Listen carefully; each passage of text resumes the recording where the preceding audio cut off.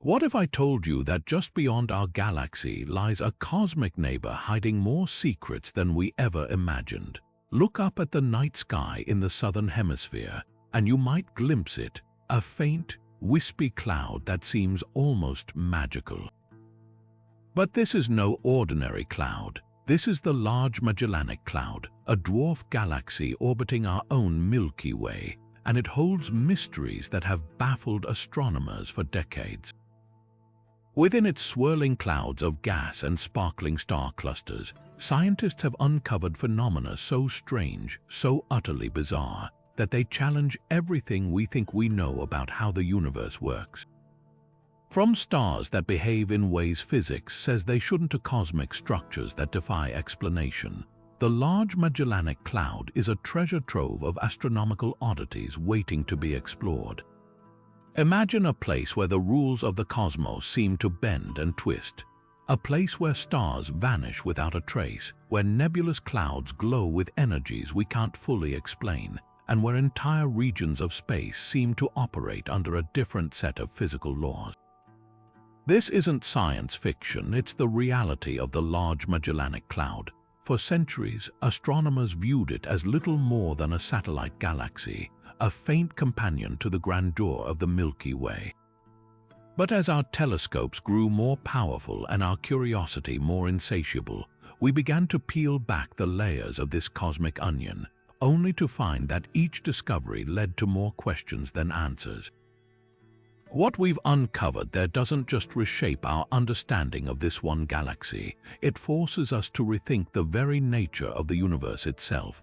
Today, we're embarking on a journey to uncover 30 of the most astonishing phenomena hidden within the Large Magellanic Cloud.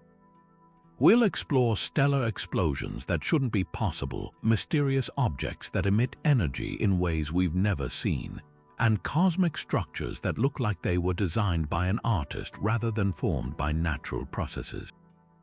This isn't just a list of facts, it's an invitation to step into the shoes of the scientists who are piecing together these puzzles, to feel the thrill of discovery, and to witness the moments when human curiosity meets the boundless wonders of the cosmos. So settle in, open your mind, and get ready to explore the strange, the beautiful, and the utterly inexplicable. Our journey begins with a cosmic cavity of staggering proportions, a void in space so immense it could swallow our entire solar system thousands of times over. This is N44, a superbubble located within the Large Magellanic Cloud that stretches an almost unimaginable 1,000 light-years across. To put that into perspective, if you were to travel at the speed of light, it would take you a full millennium just to go from one side to the other. But its size isn't the most baffling thing about it. What truly has scientists scratching their heads is the mystery of how it formed in the first place. We understand the basic recipe for a superbubble.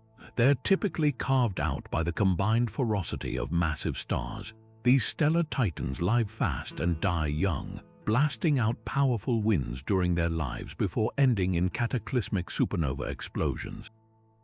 The collective energy from these events should, in theory, sweep away the surrounding gas and dust, creating a vast, hollowed-out region. But with N44, the math simply doesn't add up.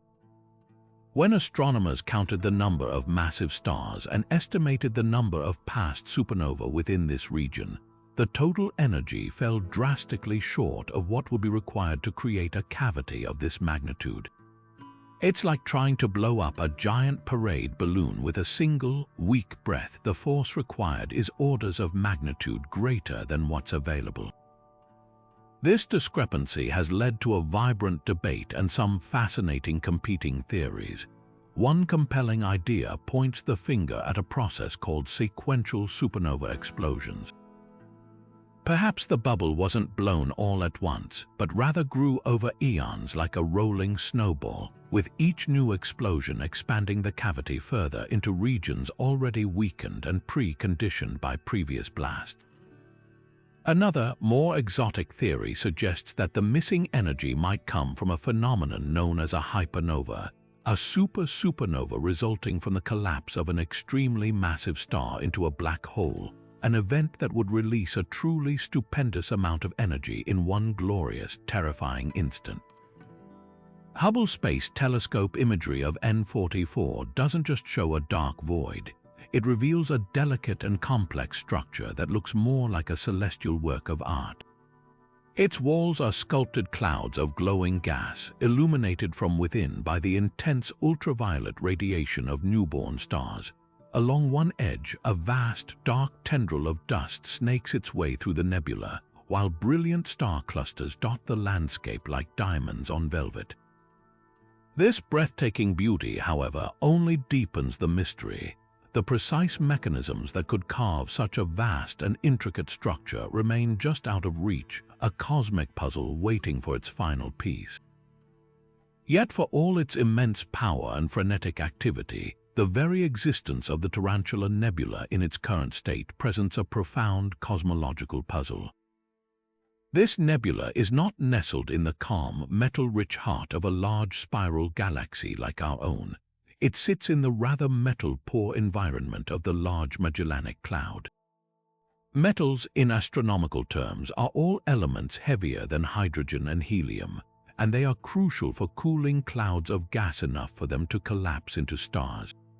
According to our established models, a region with lower metallicity like the tarantula shouldn't be able to form stars, let alone massive ones, at such an efficient and furious rate.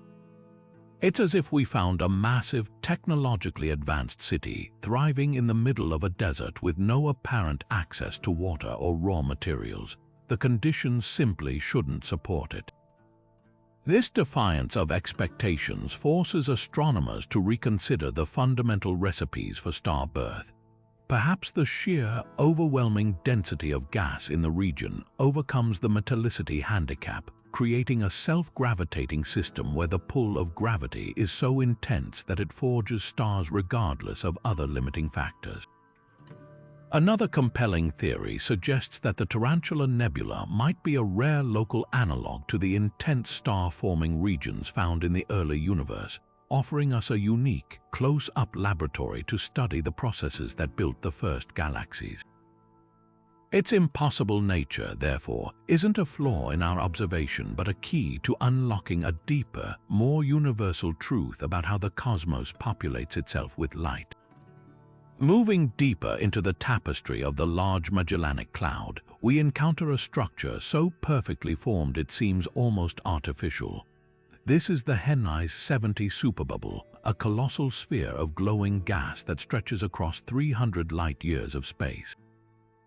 In a universe dominated by chaotic, swirling clouds and irregular nebulae, Henize 70 stands out with its breathtaking, near-geometric perfection.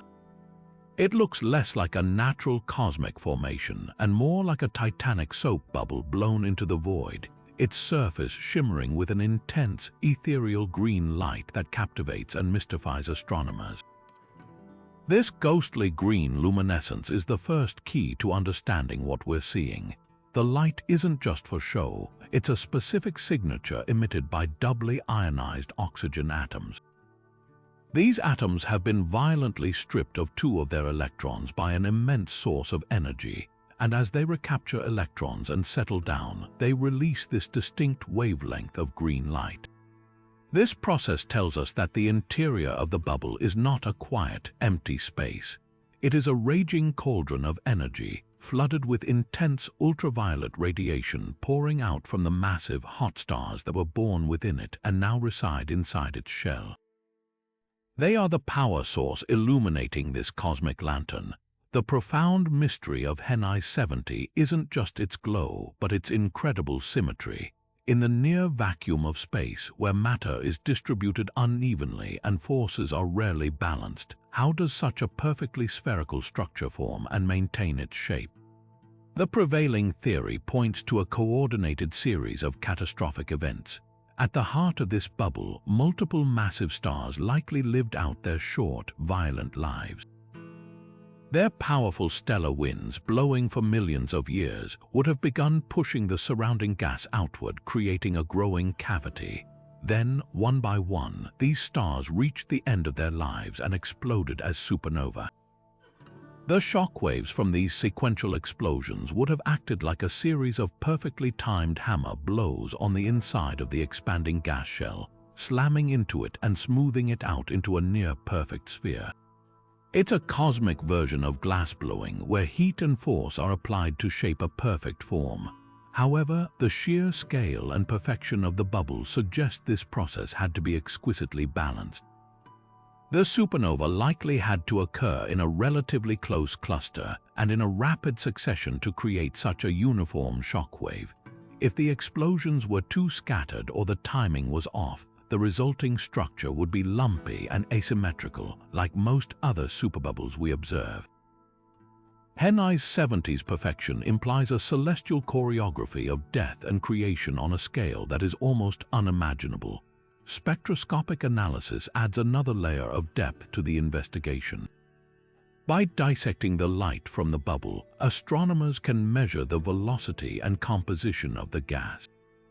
These readings confirm that the shell is indeed expanding outward, and they reveal the enriched material within.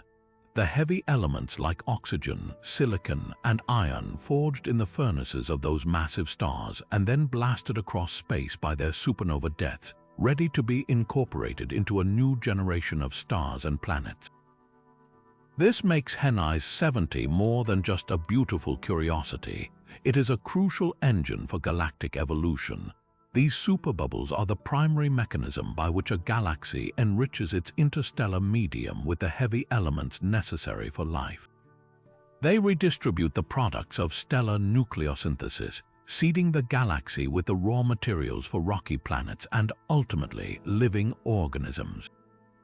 The ghostly green bubble is a testament to a cycle of death and rebirth, a temporary, glowing monument to the stars that died to create it and a nursery for the stars that will one day form from its remains. Its perfect shape is a fleeting moment in cosmic time, a brief equilibrium between the explosive forces within and the quiet pressure of the interstellar medium without, destined to eventually rupture and dissolve back into the galaxy, leaving behind only a legacy of new elements and new possibilities. But this perfect sphere is not the only structure forged by stellar death in the neighboring galaxy. In another region of the Large Magellanic Cloud, we find a supernova remnant that seems to be actively fleeing the scene of its own cataclysm. This is N49, a tangled web of glowing filaments that tells the story of a star's violent end.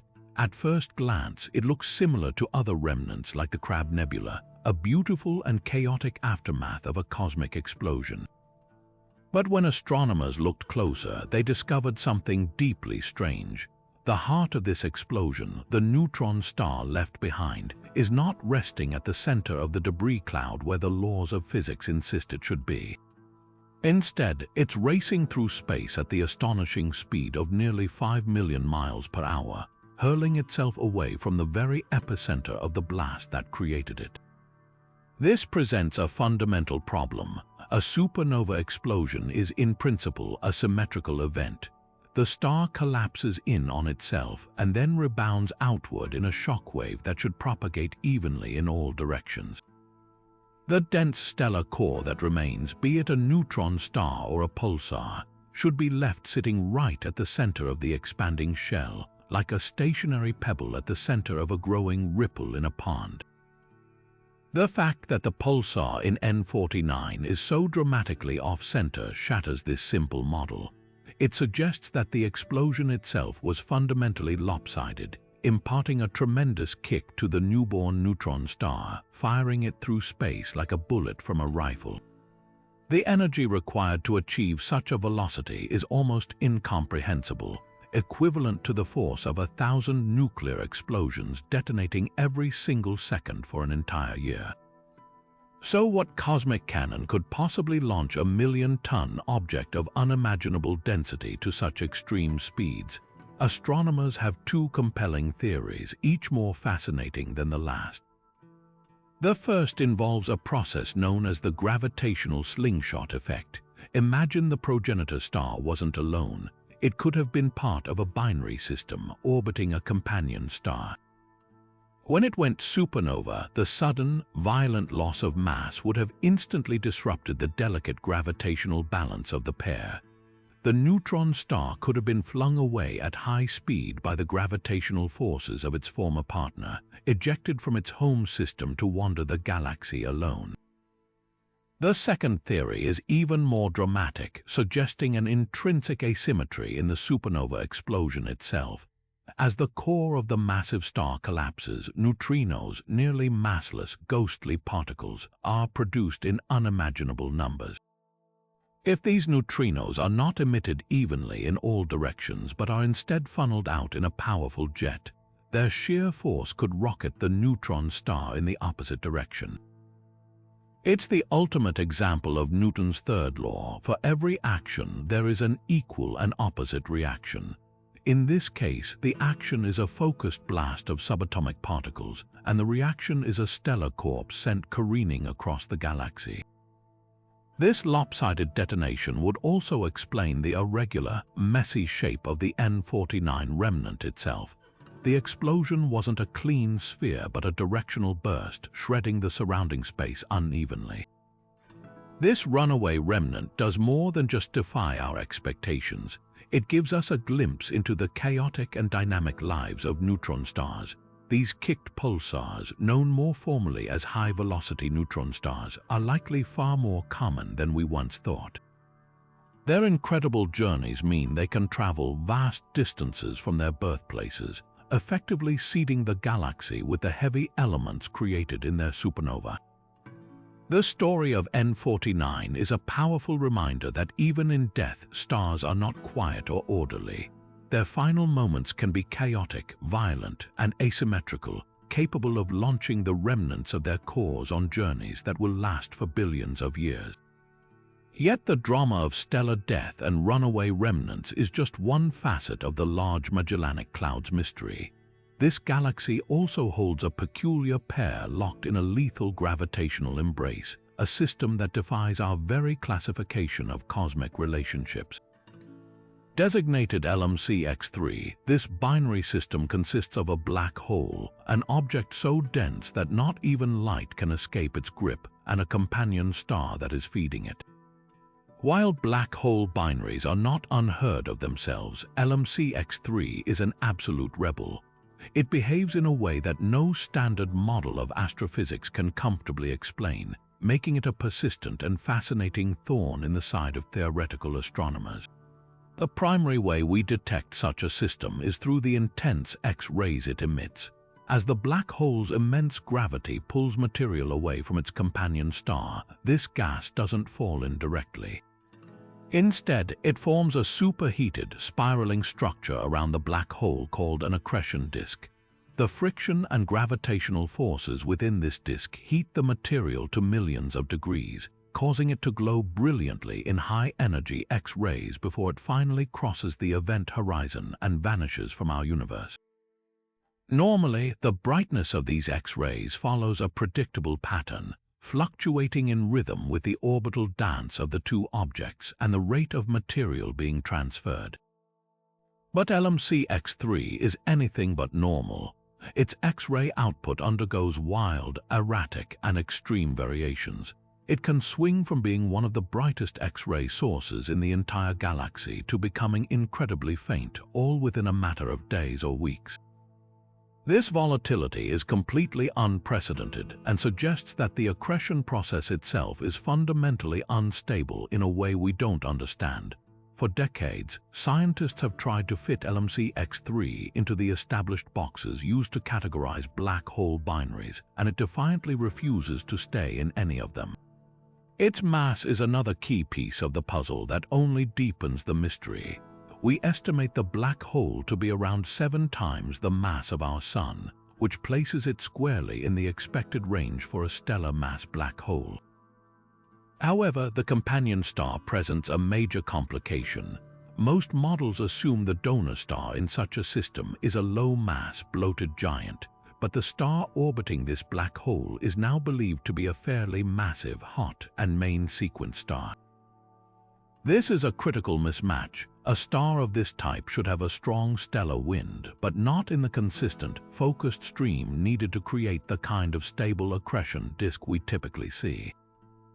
Its presence suggests the transfer of mass is happening in a completely novel way. This has led astronomers to propose some truly compelling theories. One idea is that the companion star itself is behaving strangely, pulsating or undergoing dramatic changes in its own output, which in turn causes wild swings in the amount of material it feeds to its dark partner. Another, more radical possibility involves the very shape and stability of the accretion disk. Perhaps the disk is subject to a mysterious runaway heating effect, a thermal instability that causes it to periodically flare up with incredible intensity before catastrophically cooling down and dimming almost entirely. It's as if the engine of this system has a faulty regulator, sporadically roaring at full throttle before sputtering and nearly stalling. The most profound implication of LMC X-3 is that our understanding of how these binary systems form and evolve might be incomplete.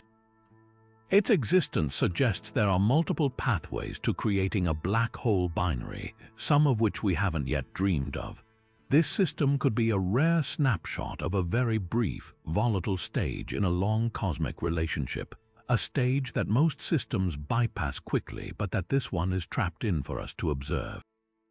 Every unusual flicker from LMC X-3 is a piece of data, a coded message about the extreme physics governing matter in the most intense gravitational fields imaginable.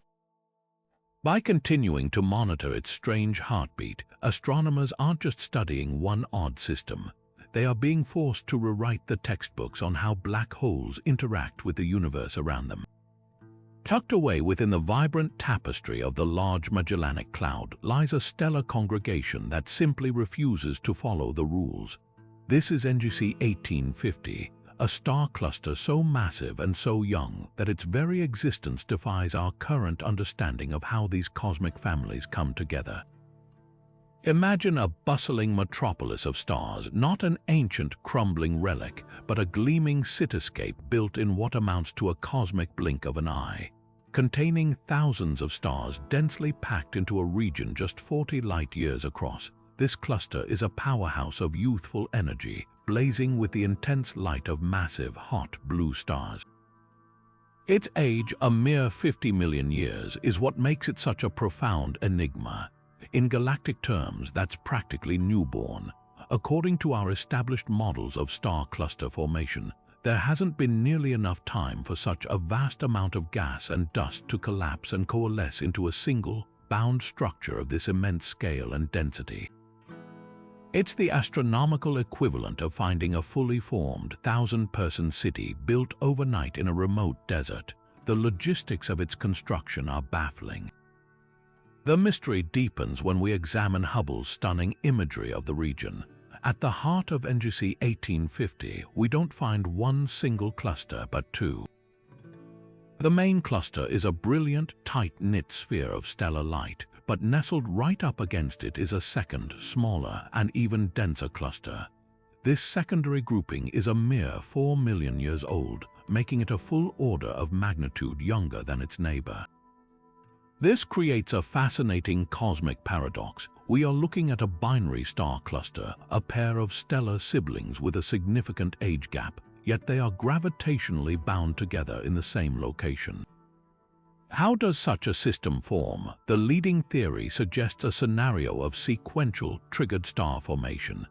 The violent winds and radiation from the massive stars in the older primary cluster could have compressed the surrounding gas clouds, triggering a second wave of star birth that culminated in the formation of the younger cluster right on its doorstep.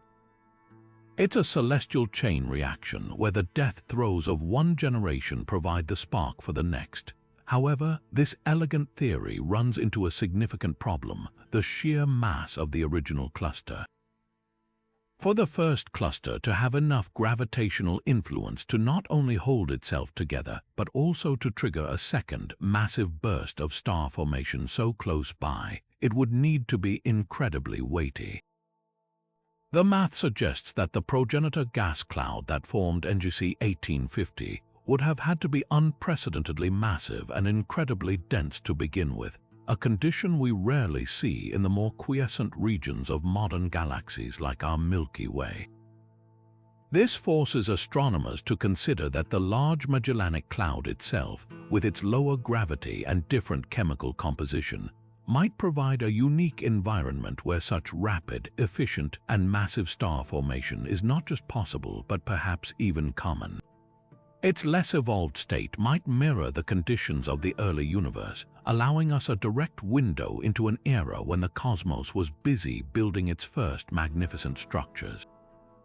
Adding another layer to this puzzle, astronomers have even found evidence of a black hole roaming within the main cluster, its presence inferred by the strange, wobbling motions of stars around it.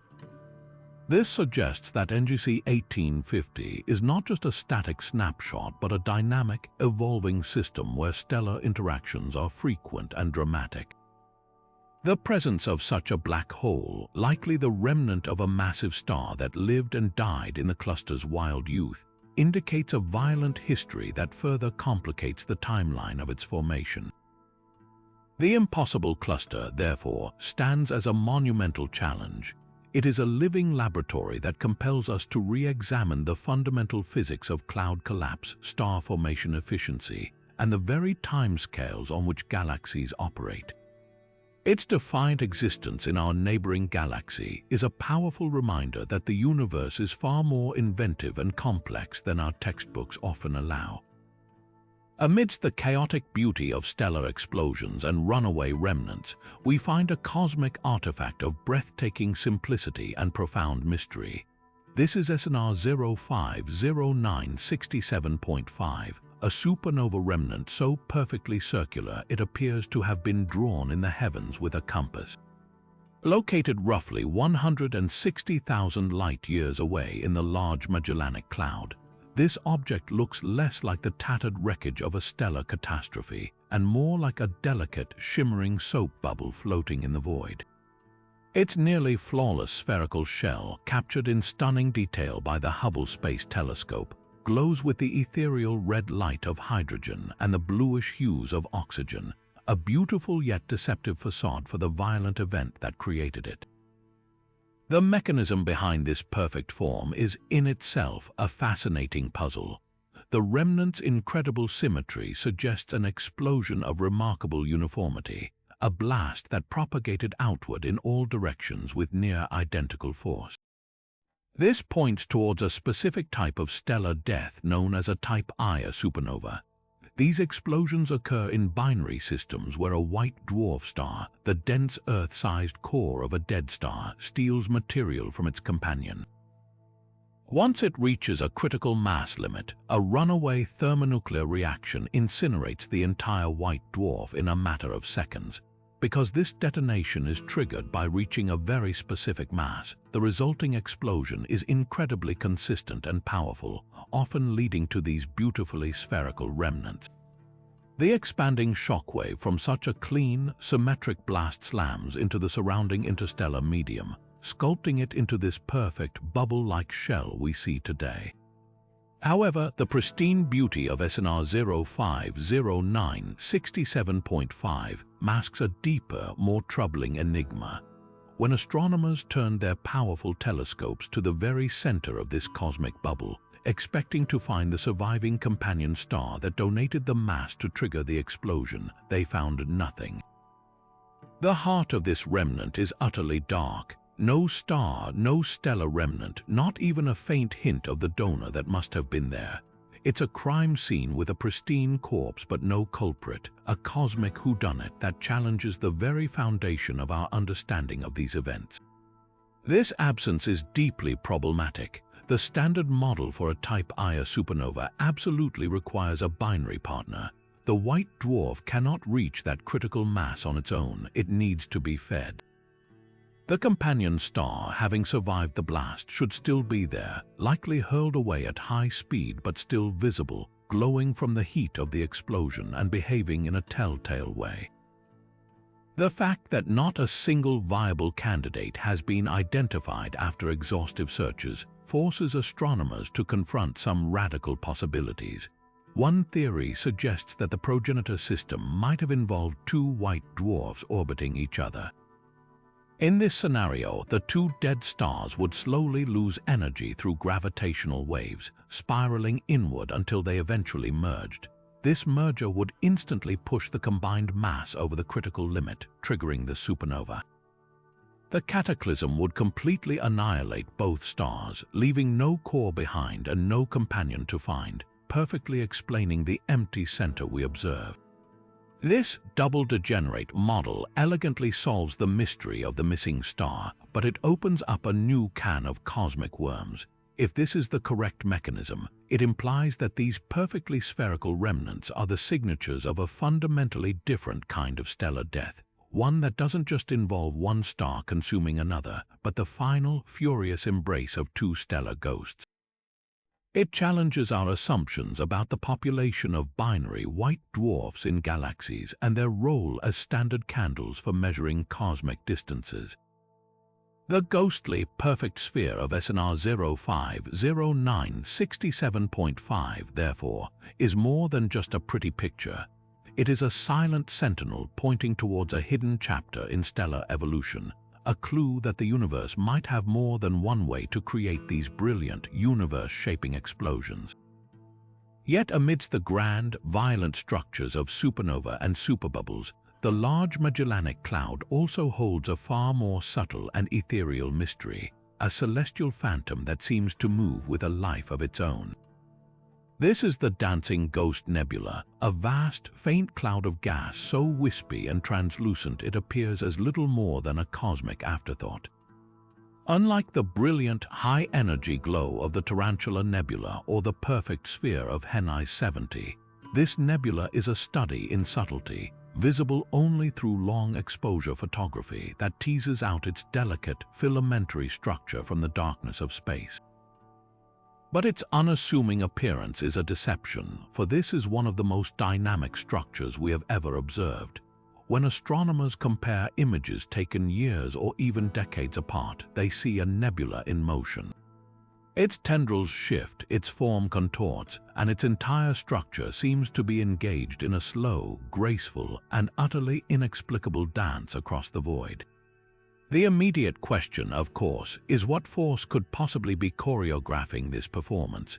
The nebula is not simply being blown outward by a central star.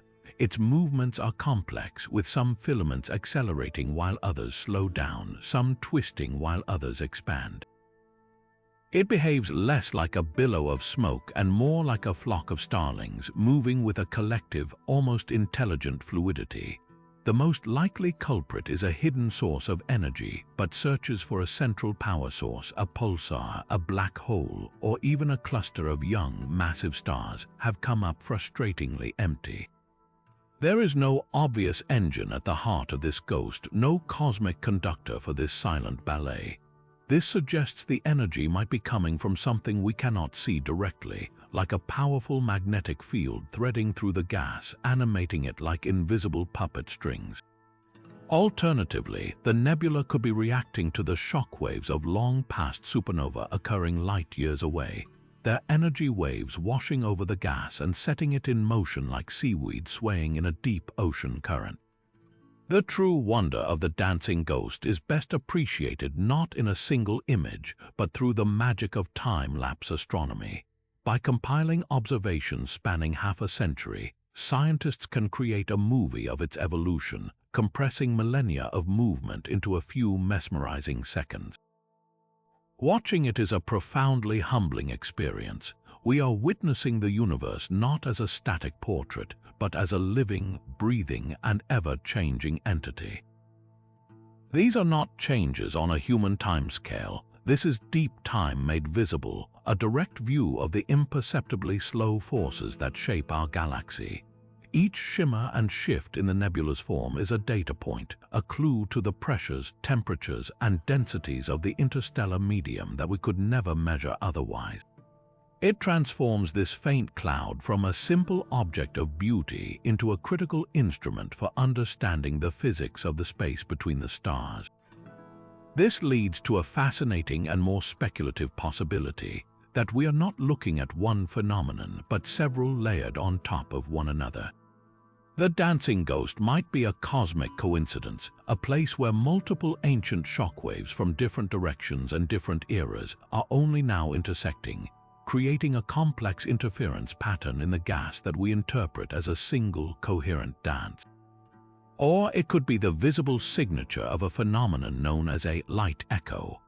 If a brilliant, short-lived flash of light from a stellar explosion occurred nearby centuries ago, that light would have illuminated the nebula at a specific moment. But as the light continues to travel outward, it would illuminate different parts of the nebula at different times from our perspective on Earth, creating the illusion of movement within a stationary cloud. The mystery of the dancing ghost nebula endures because it is a puzzle with too many elegant solutions. Its silent, graceful motions are a reminder that even in the quietest corners of a galaxy, the universe is never truly still. But for all the visible wonders we've explored, some of the most profound mysteries of the Large Magellanic Cloud are completely invisible to our telescopes. We now venture into the realm of the unseen, to a phenomenon that challenges our understanding of the very fabric of the cosmos itself. This is the great LMC dark matter anomaly. Dark matter is the mysterious, invisible substance that makes up about 85% of the matter in the universe. We cannot see it or touch it, but we know it's there because of its immense gravitational pull, which holds galaxies together and governs the motion of stars within them. Every galaxy is thought to be embedded within a vast, diffuse halo of this dark matter. For decades, sophisticated computer simulations based on the prevailing lambda cold dark matter model have made precise predictions about how this dark matter should be distributed within dwarf galaxies like the LMC. These simulations consistently show that dark matter density should be highest at the galaxy's center and then smoothly, gradually decrease out towards the edges, creating a predictable and universal profile. Yet, when astronomers set out to map the actual dark matter halo of the Large Magellanic Cloud using the phenomenon of gravitational lensing, the data told a completely different story. Gravitational lensing is a powerful technique that uses gravity itself as a cosmic telescope. According to Einstein's theory of general relativity, a massive object like a galaxy warps the fabric of space-time around it. This warping acts like a lens, bending and distorting the light from more distant galaxies behind it. By meticulously studying the subtle, telltale distortions of thousands of these background galaxies, scientists can create a detailed mass map of the foreground object, effectively weighing it and revealing the distribution of both its visible and its dark matter. The results from these painstaking observations were shocking. The dark matter in the LMC does not follow the smooth, predictable gradient from the simulations. Instead, its distribution is unexpectedly clumpy and irregular. There are regions where the dark matter is far denser than it should be, and other areas where it is suspiciously thin, creating a lumpy and uneven profile that looks nothing like the clean, theoretical halo. This discrepancy is far more than a minor academic curiosity. It represents a fundamental crack in the foundation of modern cosmology. The lambda-cold dark matter model is our best and most successful theory for how the universe evolved from the Big Bang to the present day, successfully predicting the large-scale structure of the cosmic web. But if it fails to accurately describe something as fundamental as the dark matter distribution in a nearby dwarf galaxy, it forces us to ask a deeply troubling question. Is our model incomplete, or could we be entirely wrong about the very nature of dark matter itself? One compelling explanation for the anomaly is that we are witnessing the aftermath of a galactic collision. The Large Magellanic Cloud is not a pristine, isolated system. It is being actively torn apart by the immense gravitational tides of the Milky Way. This violent interaction could have violently stirred up the galaxy's dark matter halo, shredding its smooth structure and leaving behind the clumpy, disturbed distribution we observe today. The simulations that predict a smooth halo often assume a galaxy in isolation, not one undergoing a brutal gravitational assault. This leads to another fascinating possibility, that dark matter might not be entirely cold. The standard model assumes cold dark matter, meaning its particles move relatively slowly, allowing them to clump together easily. But if some component of dark matter were warm, meaning its particles are faster and more energetic, they would be less likely to collapse into the smooth, cuspy centers predicted by the models, potentially creating a more spread out and irregular distribution that better matches the LMC observations. The implications of this anomaly ripple outward across cosmology. Dark matter halos are the scaffolding upon which all galaxies are built. If we misunderstand their fundamental structure, then our entire narrative of how galaxies form and evolve over billions of years may need a significant rewrite. The Great LMC Dark Matter Anomaly, invisible to the eye but starkly visible in the data, serves as a crucial reminder that some of the universe's most important secrets are hidden in plain sight, waiting for us to develop the tools and the ingenuity to reveal them.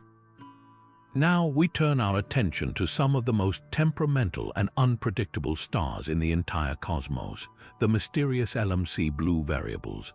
Imagine a star so massive and so volatile that its very existence seems to be a constant, violent struggle between gravity and radiation. These are not the steady, reliable beacons we often think of. They are stellar behemoths living on the very edge of stability, and the ones in the Large Magellanic Cloud are behaving in ways that completely distinguish them from their cousins anywhere else in the universe.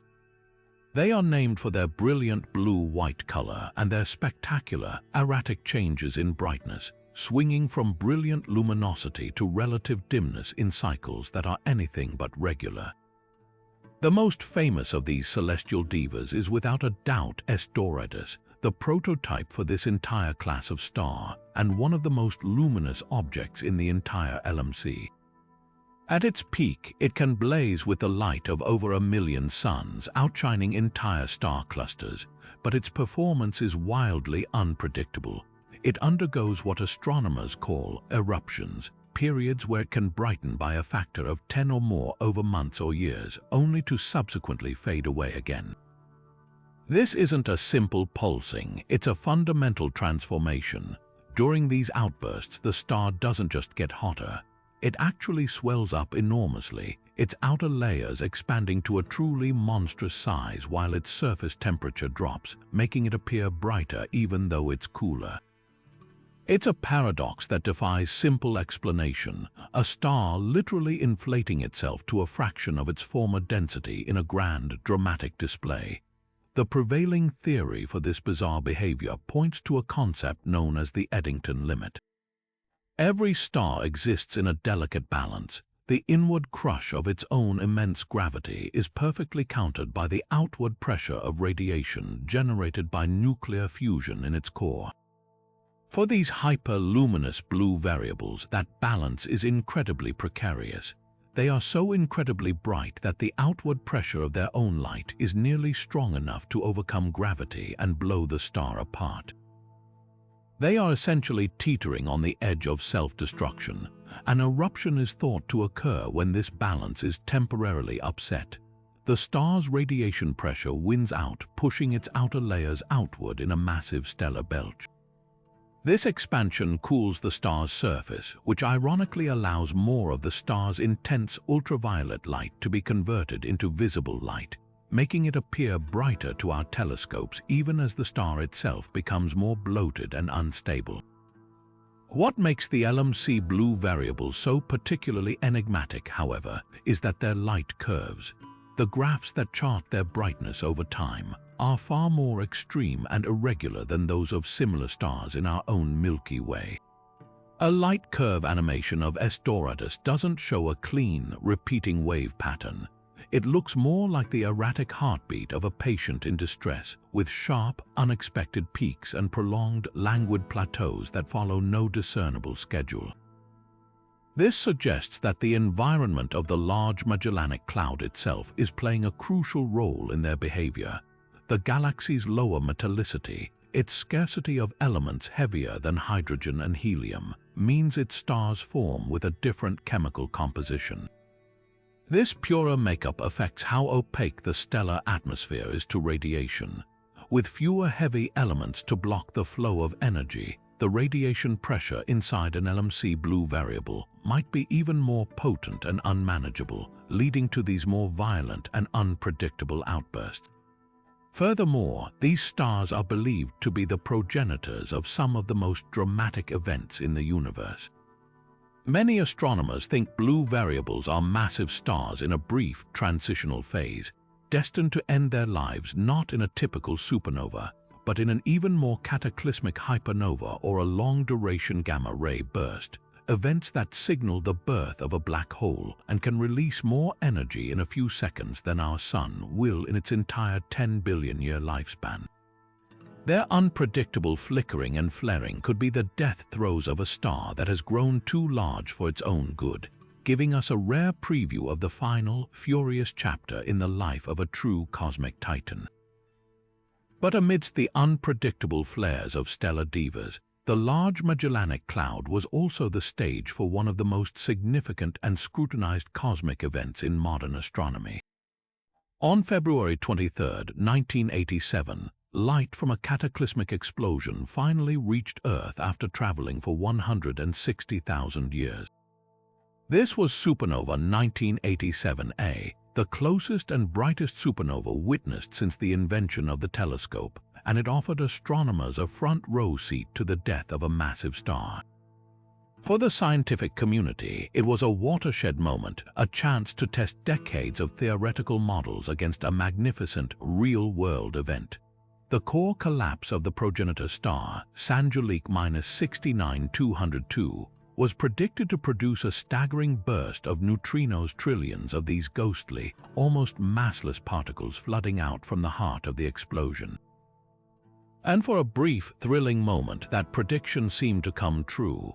Deep underground, in massive detectors like Kamiok and 2 in Japan and the IMB detector in Ohio, instruments built to catch the elusive neutrinos did just that.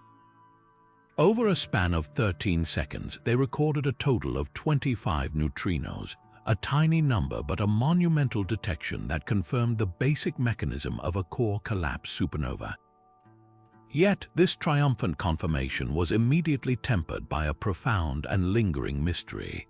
While the detection itself was historic, the number of neutrinos recorded was only a fraction of what the models had foretold. The sophisticated simulations predicted that a supernova of this magnitude should have released a pulse of approximately 10 to the power of 58 neutrinos. The mere 25 that were detected, while enough to confirm the event, represented a tiny, almost insignificant fraction of that unimaginable number.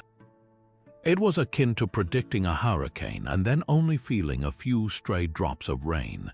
The question that has haunted physicists for decades is simple yet deeply unsettling. Where did all the missing neutrinos go? This discrepancy launched a thorough and ongoing investigation into the very nature of these elusive particles. The leading theory to explain the shortfall involves a quantum property of neutrinos known as flavor oscillation. Neutrinos are known to come in 3 different types or flavors: electron, muon, and tau. The detectors in 1987 were primarily tuned to detect electron antineutrinos. The theory suggests that as the neutrinos streamed out from the supernova's core, they may have undergone a process called the Mikhaev-Smirnov-Wolfenstein, or MSW effect. Traveling through the incredibly dense matter of the collapsing star, the neutrinos could have effectively changed their flavor, transforming from the electron neutrinos the detectors were waiting for into muon or tau neutrinos, which were much harder to detect with the technology of the time. It's not that the neutrinos were absent, they simply arrived in disguise, slipping past our nets unseen. However, the flavor oscillation theory, while elegant, is not the only contender. Another compelling possibility is that our understanding of the supernova mechanism itself is incomplete. Perhaps the explosion was not a perfectly symmetric event.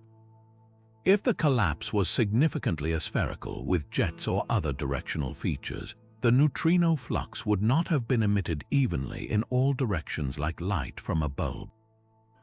Instead, it could have been focused into a narrow beam like a lighthouse, and Earth may simply have been outside the main cone of emission. We would have only caught the fringes of the outburst, accounting for the low number of detections. This idea gained traction with later observations of the supernova remnant, which showed an elongated, peanut-shaped structure, suggesting the original explosion was indeed not perfectly spherical. The legacy of this missing neutrino problem is far greater than solving a single historical puzzle. It directly influences the design of a new generation of ultra-sensitive neutrino detectors, like Hyper-Kamiok and in Japan, and the Deep Underground Neutrino Experiment in the United States. These colossal observatories are being built not just to catch the next nearby supernova, but to catch it with a sophistication that would have been unimaginable in 1987. They will be capable of detecting all three neutrino flavors with high precision, measuring their energies, and even potentially triangulating the direction they came from. The hope is that when the next stellar giant dies in our galactic neighborhood, the data will be so rich and comprehensive that it will finally solve the mystery of 1987A, revealing whether the neutrinos were hiding in plain sight or if we need to fundamentally rewrite the story of how a star ends its life. Beyond the energetic turmoil of hypergiants and the precise geometry of supernova remnants, the Large Magellanic Cloud holds evidence of even larger and more patient cosmic forces at work. Drifting through the galactic halo are the ghostly shells of LMC 4, immense structures so faint and vast they were only discovered through meticulous observations. These are not the concentrated, glowing bubbles of a recent supernova. They are colossal, whisper-thin spheres of gas, some spanning over 1,000 light-years across. They look like the faded, expanding echoes of unimaginably powerful events that occurred millions of years ago, cosmic ripples frozen in time on a scale that is almost impossible to comprehend. The prevailing theory for their formation is known as the Galactic Fountain model. Imagine a cluster of massive stars living out their short, violent lives together. At the end of their cycles, they don't just explode one by one in isolation. They undergo a coordinated series of supernova. The combined energy from these multiple, sequential blasts is so tremendous that it doesn't just carve out a local cavity, it punches a hole straight through the galaxy's disk. This phenomenal release of energy launches a colossal bubble of hot, metal-rich gas high above and below the galactic plane, far into the surrounding halo. Over millions of years, this hot gas eventually cools and condenses, and gravity pulls it back down, raining onto the disk below in a cycle that enriches the entire galaxy with new elements. The ghostly shells we see are believed to be the outer, cooling shock fronts of these ancient, galaxy-spanning fountains, the visible remnants of this incredible cycle of death and rebirth. However, a significant mystery arises when we measure the kinematics of these shells. By analyzing the light from their faint glow, astronomers can determine their velocity, calculating how fast they are expanding outward. The measured speeds are astonishingly high, often reaching several tens of kilometers per second. This presents a serious challenge to the standard galactic fountain model. According to detailed simulations, structures of this immense size and age should have slowed down dramatically over millions of years. The continuous drag from the surrounding halo gas and the relentless pull of the galaxy's gravity should have sapped their energy, causing their expansion to decelerate to a near standstill. The fact that they are still moving so quickly suggests that the initial energy input was far greater than our current models of clustered supernova can account for, or that some other ongoing force is helping to propel them outward. This discrepancy has led scientists to consider more exotic formation mechanisms. One intriguing possibility is that these shells were not created by a standard cluster of stars, but by the energy released from a single, unimaginably cataclysmic event. The prime candidate is the merger of two neutron stars or a neutron star and a black hole. Such a merger would not only create gravitational waves, but also trigger a massive ejection of material and energy in a kilonova explosion. The energy release from a kilonova, while shorter-lived, is phenomenally efficient and directional, potentially capable of launching a coherent, high-velocity shell that could persist for eons. Alternatively, some astronomers speculate that these structures could be the ancient remnants of a quasar-like phase in the LMC's past. If it once hosted a supermassive black hole that was briefly active, pouring out energy that could have inflated these gigantic bubbles. The ghostly shells of LMC4 are more than just beautiful relics, they are a unique historical record. Their chemical composition is a direct sample of the material that was blasted out of the galaxy's disk long ago. By studying the specific elements present in the shell gas, we can effectively perform an archaeological dig into the LMC's past, determining what types of stars lived and died in that specific region millions of years ago. Their continued rapid expansion serves as a stubborn, data-driven clue that our understanding of feedback, how stellar processes affect their galactic environment, is still incomplete. These faint, ethereal structures are a quiet but persistent challenge, reminding us that the largest and most powerful engines driving galactic evolution may still be hiding in plain sight.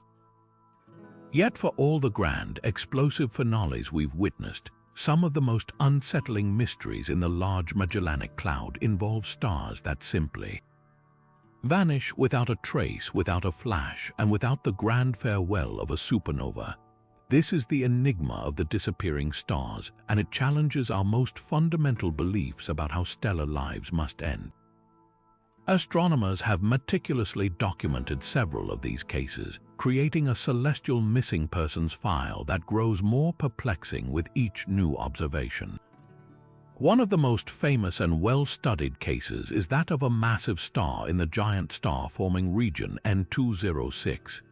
In images taken by the Hubble Space Telescope in the late 1990s, the star is clearly present, a brilliant beacon shining with the intense light of a stellar giant. But when astronomers pointed Hubble at the same exact spot just a few years later, the star was gone. They weren't just looking at a dimmed or obscured object. The star had completely and utterly vanished from its place in the cosmos. The before and after images are startling. It's like looking at a class photo where one of the students has been neatly erased, leaving behind an empty space that shouldn't be there. For a star of this size to disappear, physics demands an explanation. The leading theory for such a vanishing act is what's known as a failed supernova. In this scenario, a very massive star, perhaps 25 times the mass of our Sun or more, reaches the end of its life. Its core collapses under its own immense gravity, just as it would in a normal supernova. But instead of rebounding in a shattering explosion that blows the star's outer layers into space, the collapse continues unimpeded. The entire star, in a fraction of a second, implodes directly into a black hole. The outer layers of the star, deprived of the energizing shockwave from the core, simply fall inward after it, getting swallowed whole. From our distant vantage point, the star would simply wink out of existence. One moment it's there, the next there is only darkness, a silent and sudden end to a million-year life. However, the failed supernova theory, while compelling, is not without its own problems. Such an event should still release a significant burst of neutrinos, and it might also produce a faint, temporary infrared glow as the accreting material heats up just before falling past the event horizon. While we have instruments capable of detecting these signals, none have been conclusively linked to the LMC's vanished stars. This absence of corroborating evidence opens the door to even more exotic possibilities. Could some of these stars have collapsed not into a standard black hole, but into something even more bizarre, like a boson star or a gravastar, theoretical objects that could form without any energetic emission at all? Or is it possible we are witnessing the final stage of a process of extreme mass loss, where a star sheds so much of its outer material through powerful winds that it effectively evaporates down to a bare, inert core that is too faint for our telescopes to see? The implications of these silent disappearances are profound. If massive stars can routinely bypass the supernova stage and collapse directly into black holes, it would mean that a significant fraction of the universe's stellar deaths are happening in secret. This would solve a long-standing puzzle in astronomy. The observed rate of supernova seems to be lower than the predicted rate of massive star deaths. The missing supernova might not be missing at all. They might be these silent, dark implosions. Each empty spot in our images of the Large Magellanic Cloud is not just a mystery. It is a potential clue rewriting the final chapter in the life story of stars, suggesting that for some, the end is not a bang but a whisper. But the silent disappearance of massive stars isn't the only way the Large Magellanic Cloud is rewriting the final chapters of stellar life. Now we turn our attention to a different kind of cosmic afterlife, one that is both beautiful and deeply puzzling. When a star like our own Sun reaches the end of its life, it doesn't go out with a supernova bang. Instead, it goes through a more gentle, though still dramatic, transformation. It puffs off its outer layers into space, creating a magnificent, glowing shell of gas known as a planetary nebula. These objects are some of the most photogenic in the universe, often displaying intricate, symmetrical shapes that look like giant cosmic butterflies or delicate smoke rings. For a long time, astronomers assumed that the distribution of these beautiful remnants within a galaxy would be fairly random, simply tracing the locations where stars of a certain mass had recently died. But when they began to map the planetary nebulae in the Large Magellanic Cloud with unprecedented precision, they discovered a pattern that made no sense whatsoever. The nebulae weren't scattered evenly across the galaxy. Instead, they appeared in strange, unexpected clusters, forming tight groupings that defied all standard models of stellar population statistics. It would be like randomly mapping the grave sites in a massive, ancient cemetery, and finding that an improbable number of people who died of natural causes at very different times were all buried in one specific tiny corner of the field. According to our understanding, these stars should have died at vastly different times over billions of years. Their lingering ghosts should be spread out, not bunched together. This peculiar clustering suggests that something is triggering the formation of planetary nebulae in specific locations, and even more bizarrely, potentially at specific times. One compelling theory points to the unique history of the LMC itself. This galaxy has not evolved in isolation. It has had a tumultuous life, repeatedly interacting with and being gravitationally harassed by both the Milky Way and its sibling, the Small Magellanic Cloud. These close encounters create immense tidal forces that can ripple through a galaxy, compressing clouds of gas and triggering waves of star formation. Perhaps these waves didn't just create new stars, maybe they also synchronized the deaths of older stars. If a large population of stars was born during one of these intense periods of triggered star formation, they would all have roughly the same mass and age. Since a star's lifespan is directly determined by its mass, this means they would all be destined to die at approximately the same time, billions of years later. The clustering we see today could be the echo of that ancient galaxy-wide birth event, a cohort of stars all reaching the end of their lives in unison. However, the tidal triggering theory, while elegant, struggles to explain the sheer density and specificity of some of the clusters. This has led some astronomers to consider a more radical idea, that the environment of the LMC is actually altering how stars die. The galaxy's lower metallicity affects how stars lose mass throughout their lives. A star with fewer heavy elements in its atmosphere might hold onto its outer layers more tightly, only shedding them in a final, dramatic pulse under very specific conditions. It's possible that the conditions needed for this final act, a certain threshold density of the interstellar medium or the influence of a nearby source of ultraviolet radiation, only exist in certain pockets of the galaxy, effectively creating designated zones where stars can become planetary nebulae. In this scenario, the clustering isn't about when the stars died, but where they were finally allowed to reveal their beautiful final forms. This impossible distribution forces us to reconsider the very nature of stellar evolution. We have long treated the transition into a planetary nebula as a foregone conclusion for Sun-like stars, a standard and predictable phase. But the map of the LMC suggests that this cosmic metamorphosis might not be automatic. It might require a precise set of environmental conditions to occur at all. Some stars in the wrong place at the wrong time might simply shed their outer layers too slowly or too quietly, fading away as a dull white dwarf without ever putting on the spectacular show of a planetary nebula. The clustered glowing butterflies we see may only be a fraction of the stars that have died, the lucky ones that passed away in a neighborhood that allowed for a beautiful and visible funeral. This challenges a fundamental assumption and suggests that the stunning planetary nebulae we so admire might be the exception, not the rule, in the grand story of stellar death.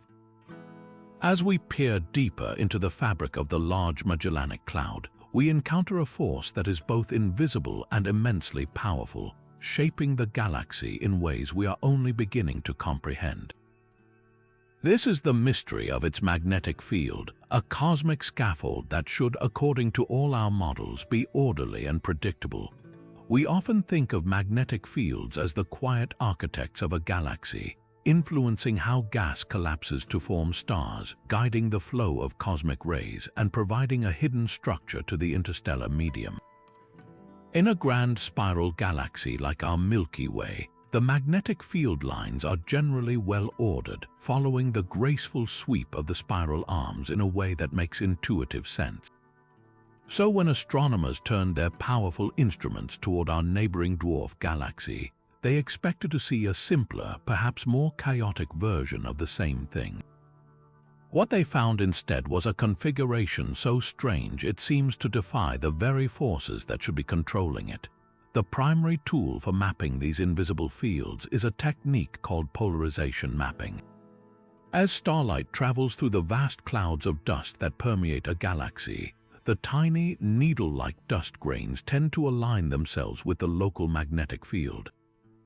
This alignment polarizes the light, meaning the light waves oscillate in a preferred direction parallel to the field lines.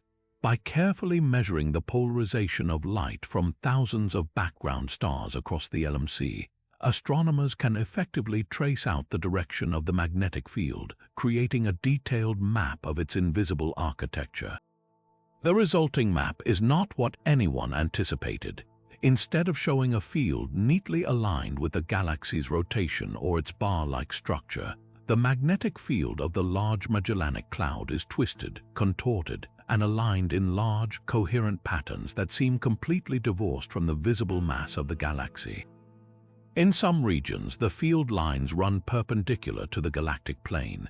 In others, they form great arcs that have no clear connection to any known physical structure. This bizarre organization presents a monumental puzzle.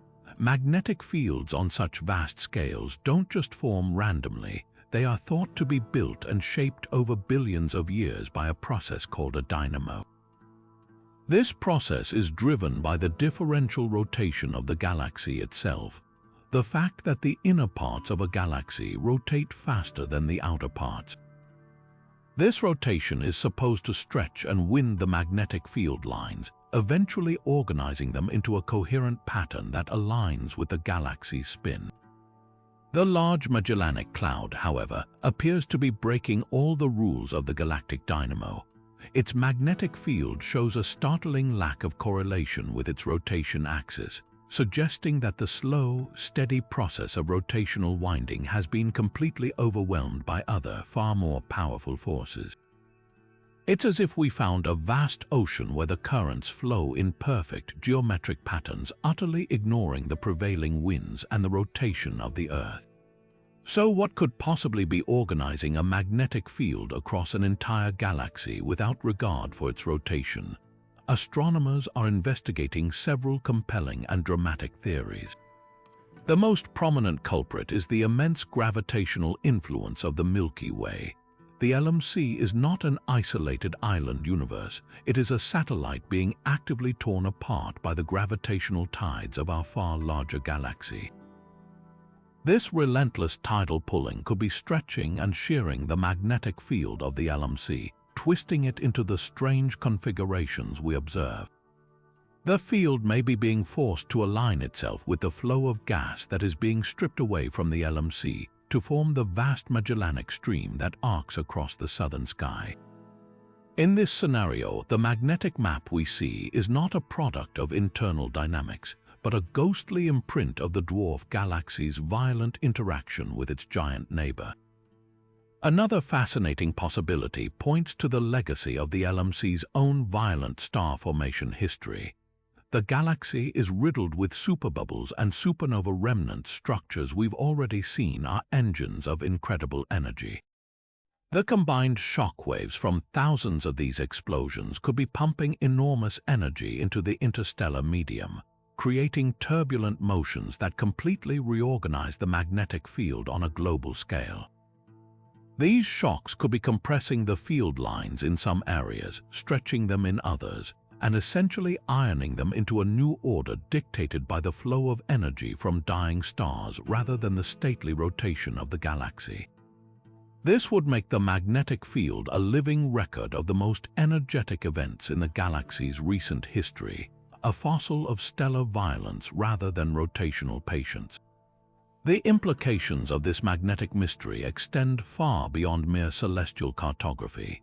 Magnetic fields play a crucial role in virtually every astrophysical process. They regulate the collapse of gas clouds to form new stars, they accelerate cosmic rays to near light speed, and they influence the evolution of entire galaxies. If we misunderstand the fundamental forces that organize these fields, we risk misunderstanding the cosmos itself. The strange magnetic field of the Large Magellanic Cloud serves as a stark reminder that the universe is a dynamic and interactive system.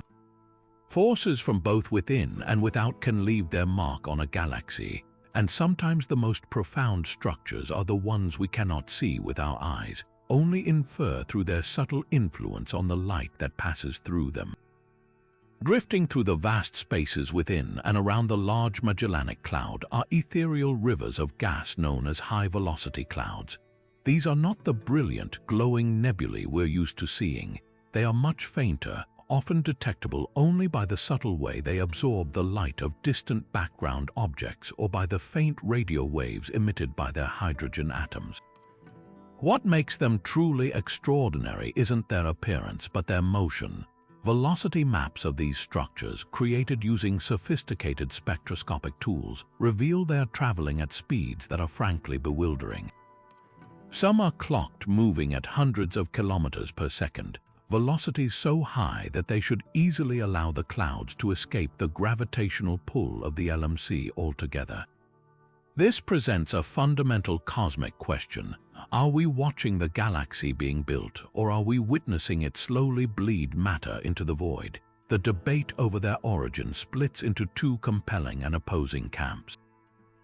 The first theory posits that these clouds are the building blocks of future stars, fresh material falling into the galaxy for the first time.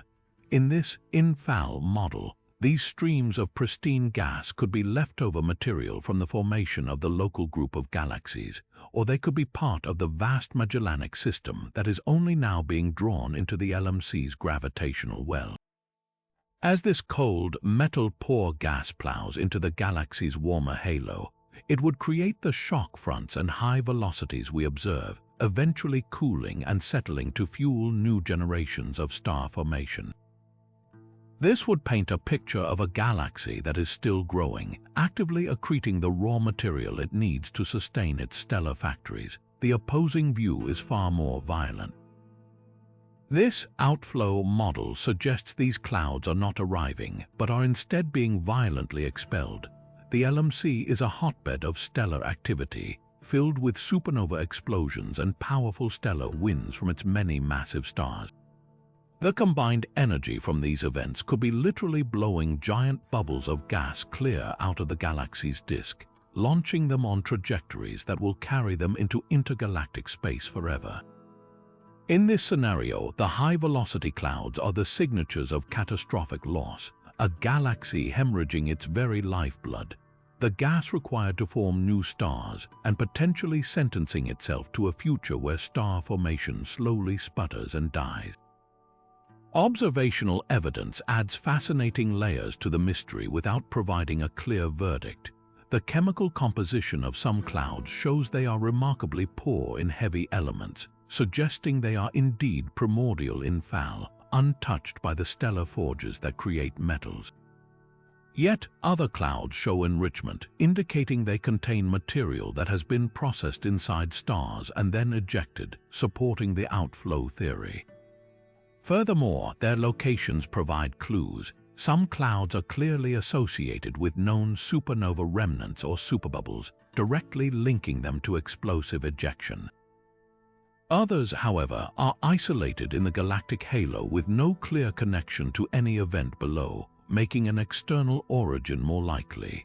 This isn't just an academic debate about the direction of travel for some faint gas. The fate of the Large Magellanic Cloud itself may hang in the balance. If the infall model dominates, the galaxy has a sustainable future, continually replenishing its gas reserves.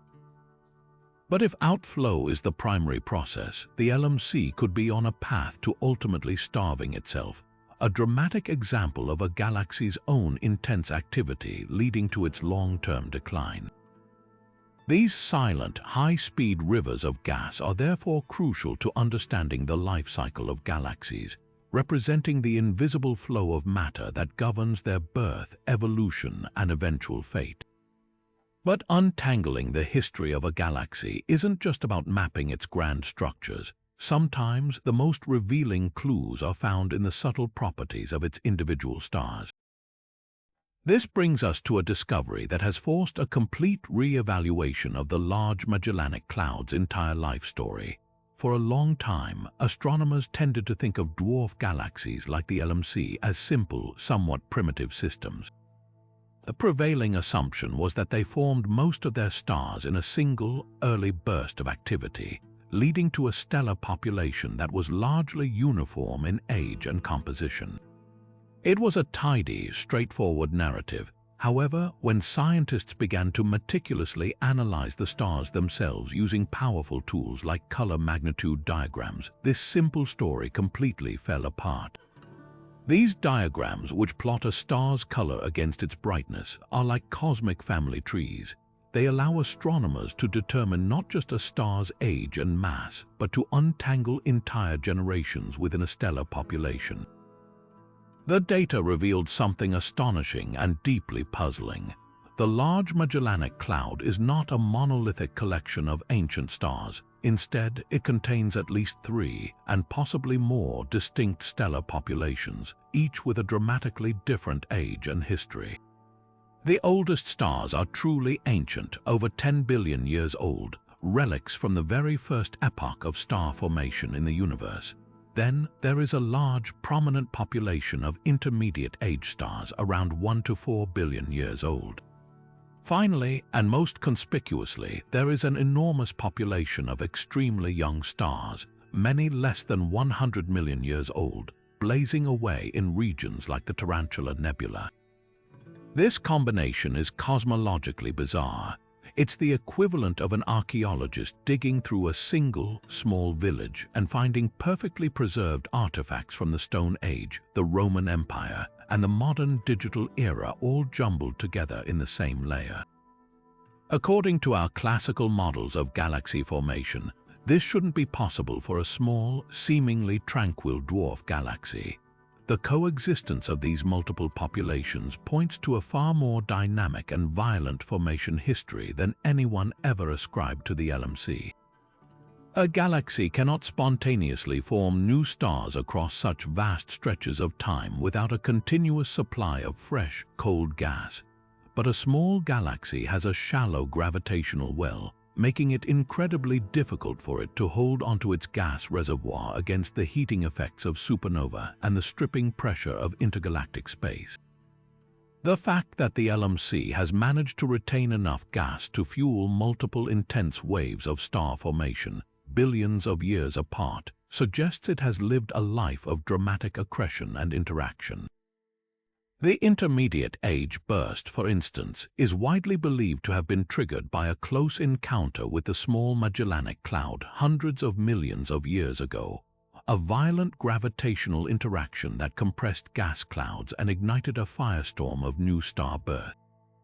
The current era of frantic young star formation is likely being driven by the LMC's first close pass by the Milky Way, whose immense tidal forces are now squeezing the cloud and sparking its modern stellar baby boom. This layered stellar record transforms our perception of the Large Magellanic Cloud. It is not a simple, passive satellite. It is a complex galactic survivor that has repeatedly navigated a dangerous cosmic environment, stealing gas during encounters, experiencing violent internal triggers, and managing to hold onto just enough material to keep its stellar engines running across eons. Its color magnitude diagram is not just a chart, it is a detailed autobiography, and each distinct population is a chapter telling a story of collision, rebirth, and resilience.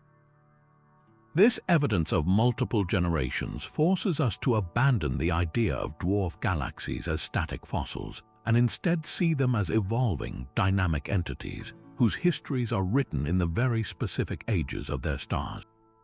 But beyond the grand tapestry of its clusters and nebulae, the Large Magellanic Cloud holds a far more subtle and haunting beauty, a phenomenon that can only be revealed by the most patient and deep observations of our telescopes. If you were to look at a standard image of the LMC, you would see a brilliant scattering of star clusters and the glowing clouds of nebulas set against a dark background. But when astronomers use long exposure, deep field imaging to peer into the seemingly empty spaces between these brilliant clusters, they find something astonishing. The darkness is not empty at all. It is filled with a faint, uniform glow, a ghostly light that permeates the entire galaxy. This is not the light of distant, unresolved galaxies. This is the combined, feeble glow of countless individual stars that are floating freely through the interstellar voids, utterly unbound from any cluster or recognizable structure. They are the galactic orphans, and their sheer number presents a profound puzzle. We call these solitary wanderers intracluster stars, and their existence challenges our fundamental understanding of how star clusters work. A star cluster is one of the most gravitationally bound structures in the universe, a family of stars held together by their mutual attraction. For a star to be ejected from this tight-knit family requires a tremendous amount of energy, a gravitational slingshot powerful enough to overcome that bond and send a star flying out into the lonely depths of space. The mystery of the LMC's ghost light is not that this happens, but that it seems to happen on an industrial scale. The diffuse glow suggests that a significant fraction of the galaxy's stellar population is made up of these lone stars, meaning the process of ejection is not a rare accident but a common and integral part of the cluster's life cycle. So what cosmic machinery is responsible for this mass ejection? Astronomers have two primary suspects, each a testament to the dynamic and often violent environment within a cluster. The first is a process known as violent relaxation. Imagine a young, dense cluster with thousands of stars all orbiting its center of mass. Their gravitational interactions are a continuous, chaotic dance. When two stars have a close encounter, they can exchange energy, often resulting in one star being slowed down and falling deeper into the cluster's gravitational well, while the other is accelerated to a higher speed. If that acceleration is great enough, the star can reach escape velocity and be flung out of the cluster entirely. over millions of years, these countless interactions can slowly evaporate a cluster from the outside in, populating the galactic halo with its exiled members. The second, more dramatic mechanism involves binary star systems. Many stars in a cluster are not single but exist in pairs orbiting each other. If a single, fast-moving star has a close encounter with a tight binary system, the complex gravitational interplay can be likened to a celestial cue shot. The binary system acts like a slingshot, transferring a massive amount of kinetic energy to the intruder star, catapulting it out of the cluster at incredible speed. In some cases, the binary system itself can be disrupted, with one of its stars being ejected while the other is captured. This process, called evaporation, is far more efficient at ejecting stars than simple two-body interactions and is likely a major contributor to the ghostly population. However, the sheer volume of intracluster stars in the LMC suggests that these standard models might not be enough. This has led scientists to consider a more catastrophic origin story for at least some of these wanderers. It's possible that the ghost light we see today is the lingering evidence of clusters that no longer exist. The LMC's tumultuous history of galactic interactions and tidal forces from the Milky Way could have been strong enough to completely tear apart entire globular clusters, dissolving their gravitational bonds and scattering their stars to the winds. The faint glow we detect would then be the final, fading testament to these now vanished stellar cities. This ghost light is more than just a celestial curiosity. It is a direct record of the relentless gravitational forces that shape galaxies, a silent narrative of dissolution and escape written in the faint light of a billion suns. Another layer of the Large Magellanic Cloud's intrigue reveals itself not in visible light, but in the high-energy glare of X-rays. Scattered across the galaxy are powerful binary systems where a dense stellar remnant, a neutron star or a black hole, feeds on material ripped from a companion star. But these systems are not distributed randomly. When astronomers create detailed maps overlaying the locations of these intense X-ray sources onto the visible structure of the galaxy, a strange and unexpected pattern emerges. The X-ray binaries are not smoothly spread out, nor are they all concentrated in the obvious places like the bustling star-forming region of the Tarantula Nebula. Instead, they appear in peculiar clusters and curious voids, congregating in specific regions with no immediately clear reason why, while being conspicuously absent from others that seem otherwise identical. This odd distribution suggests that the story of how these violent couples form and evolve is far more complex than we ever imagined. The conventional wisdom for forming an X-ray binary involves a fairly straightforward, albeit dramatic, series of events. Two massive stars are born together as a binary pair. The more massive one evolves faster, explodes as a supernova, and leaves behind a neutron star or black hole. If the supernova kick isn't too powerful and the binary system survives the blast, the two objects continue their orbital dance. Eventually, the companion star also evolves, swelling into a giant and beginning to transfer its outer layers onto the dense remnant, powering the brilliant X-ray source. Based on this model, we would expect to find these systems predominantly in areas where massive stars have recently lived and died. In other words, in and around young star clusters and active star-forming regions. While some X-ray binaries do reside in these places, a significant number of them are found isolated in the galactic hinterlands, far from any cluster that could have been their birthplace. It's as if we found a group of people with identical, highly specialized careers all living in a remote rural village with no university or industry to explain how they got there. This strange clustering forces astronomers to consider that the classic formation story is only one pathway, and perhaps not even the most common one in the LMC. The isolated X-ray binaries, separated by vast distances from their potential birth clusters, point towards a far more dynamic and violent origin. The supernova explosion that creates the neutron star or black hole is rarely a perfectly symmetrical event. As we saw with the Runaway remnant N49, these explosions can impart a tremendous kick, launching the newborn remnant at hundreds of kilometers per second. If this kick is strong enough, it can eject the entire binary system from its birth cluster, sending it racing across the galaxy to settle in a completely different neighborhood. The clustered groupings we see could therefore be the final resting places of systems that were all ejected from the same now-dissolved star cluster, a family of cosmic exiles thrown out together and still found in close proximity billions of years later. However, the kick theory doesn't fully explain all the clustering, particularly the dense concentrations found in certain regions. This has led to the investigation of more exotic formation mechanisms that don't rely on traditional binary star evolution at all. One fascinating possibility is the role of dynamical interactions in dense environments. In the crowded core of a globular cluster, stars are constantly interacting. A lone neutron star born from a supernova could later have a close gravitational encounter with a normal star or a pre-existing binary system, capturing it and forming a new partnership through this chance meeting. This process of dynamical formation could create X-ray binaries in places where they wouldn't naturally form, effectively building them from spare parts lying around the galactic neighborhood. The unique environment of the LMC, with its specific history of cluster formation and destruction, might make this a more common process than it is in our own Milky Way. The distribution of these powerful objects is more than just a curiosity.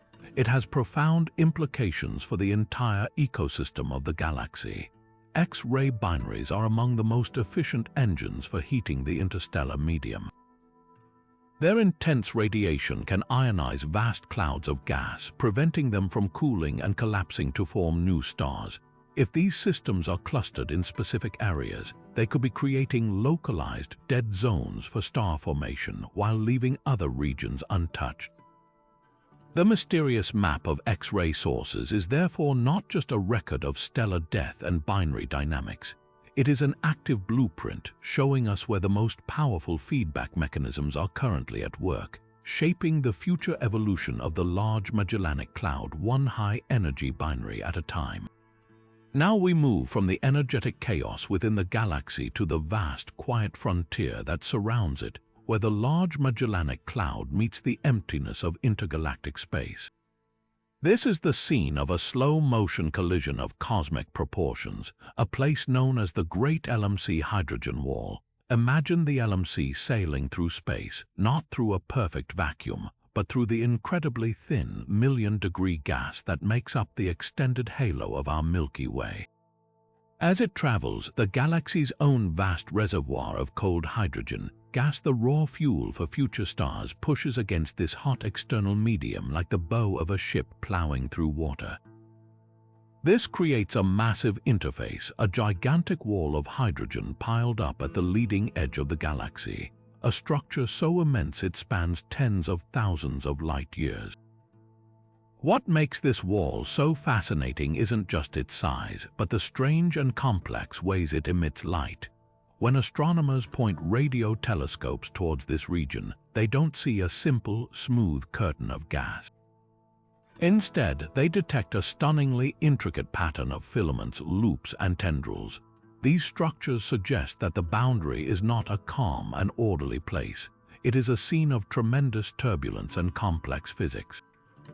The prevailing theory suggested this interface would be a relatively straightforward shock front, where the LMC's hydrogen slams into the Milky Way's halo gas, gets compressed and heated, and glows in a predictable way. But the reality is far messier and more dynamic.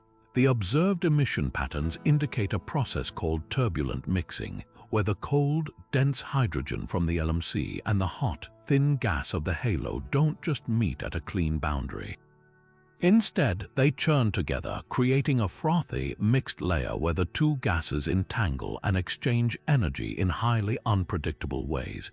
Sophisticated computer simulations have been built to model this interaction, and they consistently fail to reproduce the level of fine-scale structure we actually observe. The simulations show a wall, but they can't generate the delicate, fractal-like filaments that appear in the real radio data. This tells us that our models are missing a key ingredient. One compelling candidate is the influence of magnetic fields. The LMC's mysterious and contorted magnetic field, which we discussed earlier, likely extends out into this region. These invisible field lines could be acting like a scaffold, preventing the gas from mixing evenly and instead channeling it into the intricate, thread-like patterns we see. Another possibility involves the effects of cosmic rays. High-energy particles accelerated by supernova within the LMC could be leaking out into this boundary zone, their pressure adding an extra force that stirs the gas into a more complex froth than simple hydrodynamic models can account for. Studying this Great Wall is like watching a preview of the LMC's ultimate fate. This constant erosion, as the galaxy's hydrogen is stripped away by its motion through the Milky Way's halo, is a process known as ram pressure stripping. Over billions of years, this will slowly but surely drain the LMC of the very gas it needs to form new stars, effectively starving it and condemning it to a future as a quiet, aging dwarf galaxy devoid of stellar nurseries. The strange and beautiful emission patterns of the hydrogen wall are therefore more than just a cosmic curiosity. They are a real-time laboratory for understanding the physics of gas dynamics in extreme environments. By deciphering the complex processes at work here, we gain insight into how all galaxies interact with their surroundings and how they eventually and inevitably lose the ability to create new light. This leads us to one of the most enduring and peculiar mysteries in the entire study of the Large Magellanic Cloud, a puzzle written not in the light of individual stars, but in the collective histories of its great star clusters. If we were to line up all of the LMC's globular and massive open clusters by age and create a distribution chart, we would expect to see a relatively smooth curve. We would anticipate finding clusters of all ages, from the ancient globulars that formed alongside the galaxy itself over 10 billion years ago, all the way down to the brilliant young clusters being born in the Tarantula Nebula today. But that's not what we see at all. The chart reveals a startling and profound gap. There is a vast desert, a cosmic silence in the cluster record between roughly 3 billion and 10 billion years ago. It's as if for nearly 7 billion years, almost half the current age of the universe, the Large Magellanic Cloud simply stopped forming the massive, gravitationally bound stellar cities that we see in both older and younger eras. This isn't a gradual decline, it's a complete cessation, a period of arrested development that challenges our very narrative of how dwarf galaxies evolve. The clusters on either side of this great divide are like populations from two completely different worlds. On one side, we have the ancient globular clusters, relics from the universe's infancy. These are incredibly dense, massive systems that have survived for eons, their stars having aged together into a population of cool red giants and faint white dwarfs. On the other side of the gap, we have the spectacularly young and massive clusters like NGC 1850, brilliant blue beacons of hot newborn stars. But the middle ground is almost entirely empty. Where are the clusters that should have formed when the galaxy was in its adolescence and early adulthood? This absence suggests that the conditions required to form a massive, long-lived cluster, a specific combination of immense gas density, pressure, and a triggering event, were simply not met for an astonishingly long stretch of cosmic time. The galaxy was clearly still forming stars during this period, as evidenced by the population of intermediate-age field stars, but it was somehow incapable of bundling them into the large, resilient clusters that can survive for billions of years. Astronomers have proposed several compelling theories to explain this bizarre hiatus, and each one points to a different dramatic chapter in the LMC's history. The first and most straightforward idea is that the galaxy experienced a long period of quiescence. Perhaps after its initial burst of formation, the LMC used up its readily available cold gas reservoir. Without a fresh influx of fuel and without a major external trigger to compress the remaining gas, the galaxy may have entered a prolonged era of inactivity, a 7-billion-year hibernation where star formation trickled along at a rate too low to birth any major clusters. The galaxy was alive, but it was in a dormant state, waiting for something to shake it awake. The second, and perhaps more likely, theory involves the violent gravitational dynamics of the local group. The LMC has not been traveling through space alone. It has been engaged in a complex dance with the small Magellanic Cloud and ultimately the Milky Way. It's possible that during this multi-billion-year period, the LMC was on a much wider orbit, far from any other significant galaxy. In this isolated state, it would have been sheltered from the close encounters and tidal forces that are known to trigger intense bursts of clustered star formation.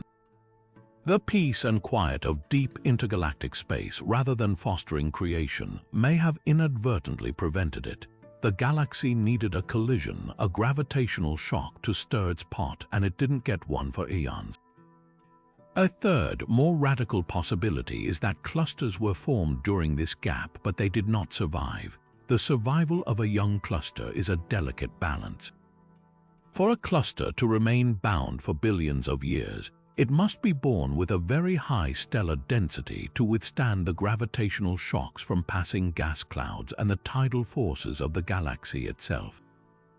Perhaps the clusters that formed during this intermediate era were inherently weaker, less dense, or formed in more hostile environments where they were quickly torn apart by these external forces. In this scenario, the age gap isn't a record of a failure to form, but a testimony to a failure to endure. The missing clusters are not missing, they are dissolved, their stars scattered into the galactic field to swell the ranks of those solitary suns we see today. This great silence in the cluster record forces us to see the Large Magellanic Cloud not as a static entity, but as a galaxy with a dynamic and interrupted history, whose current burst of frantic activity is just the latest dramatic episode in a long and turbulent life. But the story of star formation in this galaxy grows even more extraordinary when we examine its most magnificent stellar cities. Nestled within the vibrant tapestry of the Large Magellanic Cloud are celestial metropolises so vast and so young they defy the very laws of cosmic construction. These are the superstar clusters, and their existence pushes our theories of stellar genesis to the absolute limit. Imagine a structure containing hundreds of thousands of stars, all packed into a region barely 100 light-years across, and every single one of them shining with the brilliant blue-white light of stellar youth. These are not the ancient, reddened globular clusters that slowly assembled over eons. These are dazzling, newborn cities of stars, and their scale presents a monumental challenge to astrophysicists. The process of building a cluster is a fierce competition between gravity and pressure. A vast cloud of gas must collapse under its own weight, fragmenting into countless individual stars. But for a cluster to become supermassive and remain bound, the cloud must be incredibly dense and collapse with staggering efficiency, converting a huge percentage of its gas into stars before the first brilliant newborns blow the remaining material away with their fierce radiation. In most galaxies, including our own Milky Way, this process is notoriously inefficient. Star formation is a messy, disruptive business, and it typically converts only a small fraction of a gas cloud's mass into stars before the process is shut down. The existence of these immense young clusters in the LMC suggests an environment where the rules are different, where gravity wins an overwhelming victory and forges stars with a speed and efficiency we rarely see elsewhere. Infrared observations from telescopes like Spitzer and Webb have been crucial in peering into the heart of these clusters while they are still under construction. Visible light is easily scattered and absorbed by the thick cocoons of dust and gas from which these stars are born, but longer wavelength infrared light pierces through this shroud, revealing the true scope of the stellar nursery. These images show not just the brilliant, already ignited stars on the surface, but the deep, dense cores of these regions where protostars are still accreting material, painting a picture of frenetic, simultaneous birth on an almost unimaginable scale.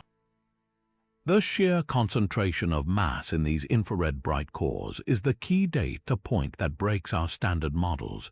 There is simply too much material in too small a space, collapsing too quickly for our conventional understanding to easily explain. So how does the Large Magellanic Cloud accomplish this impossible feat? Astronomers are investigating several compelling formation scenarios, each more dramatic than the last. The leading theory involves a concept called hierarchical merging. Instead of one single cloud collapsing, perhaps the region was filled with dozens of smaller, dense cloudlets all interacting and colliding with one another. These collisions would dissipate energy, allowing the combined structure to collapse into one incredibly massive and dense core far more efficiently than a single, isolated cloud ever could. It's a cosmic traffic jam on a galactic scale, where countless smaller structures merge to build something monumental. Another fascinating possibility points to the unique environment of the LMC itself. The galaxy's lower metallicity means its gas clouds have fewer heavy elements acting as cooling agents. While this might seem like a hindrance, it could actually prevent the cloud from fragmenting into too many small pieces too early. Instead of shattering into a swarm of low-mass stars, the cloud might remain more coherent, funneling its material into building a smaller number of very massive stars and allowing a higher overall density to be achieved. This altered physics of collapse could be the secret ingredient that allows for such spectacular cluster formation. The most extreme scenario involves a truly cataclysmic trigger. The formation of a superstar cluster might not be a spontaneous event at all, but the direct result of a galaxy-wide shockwave.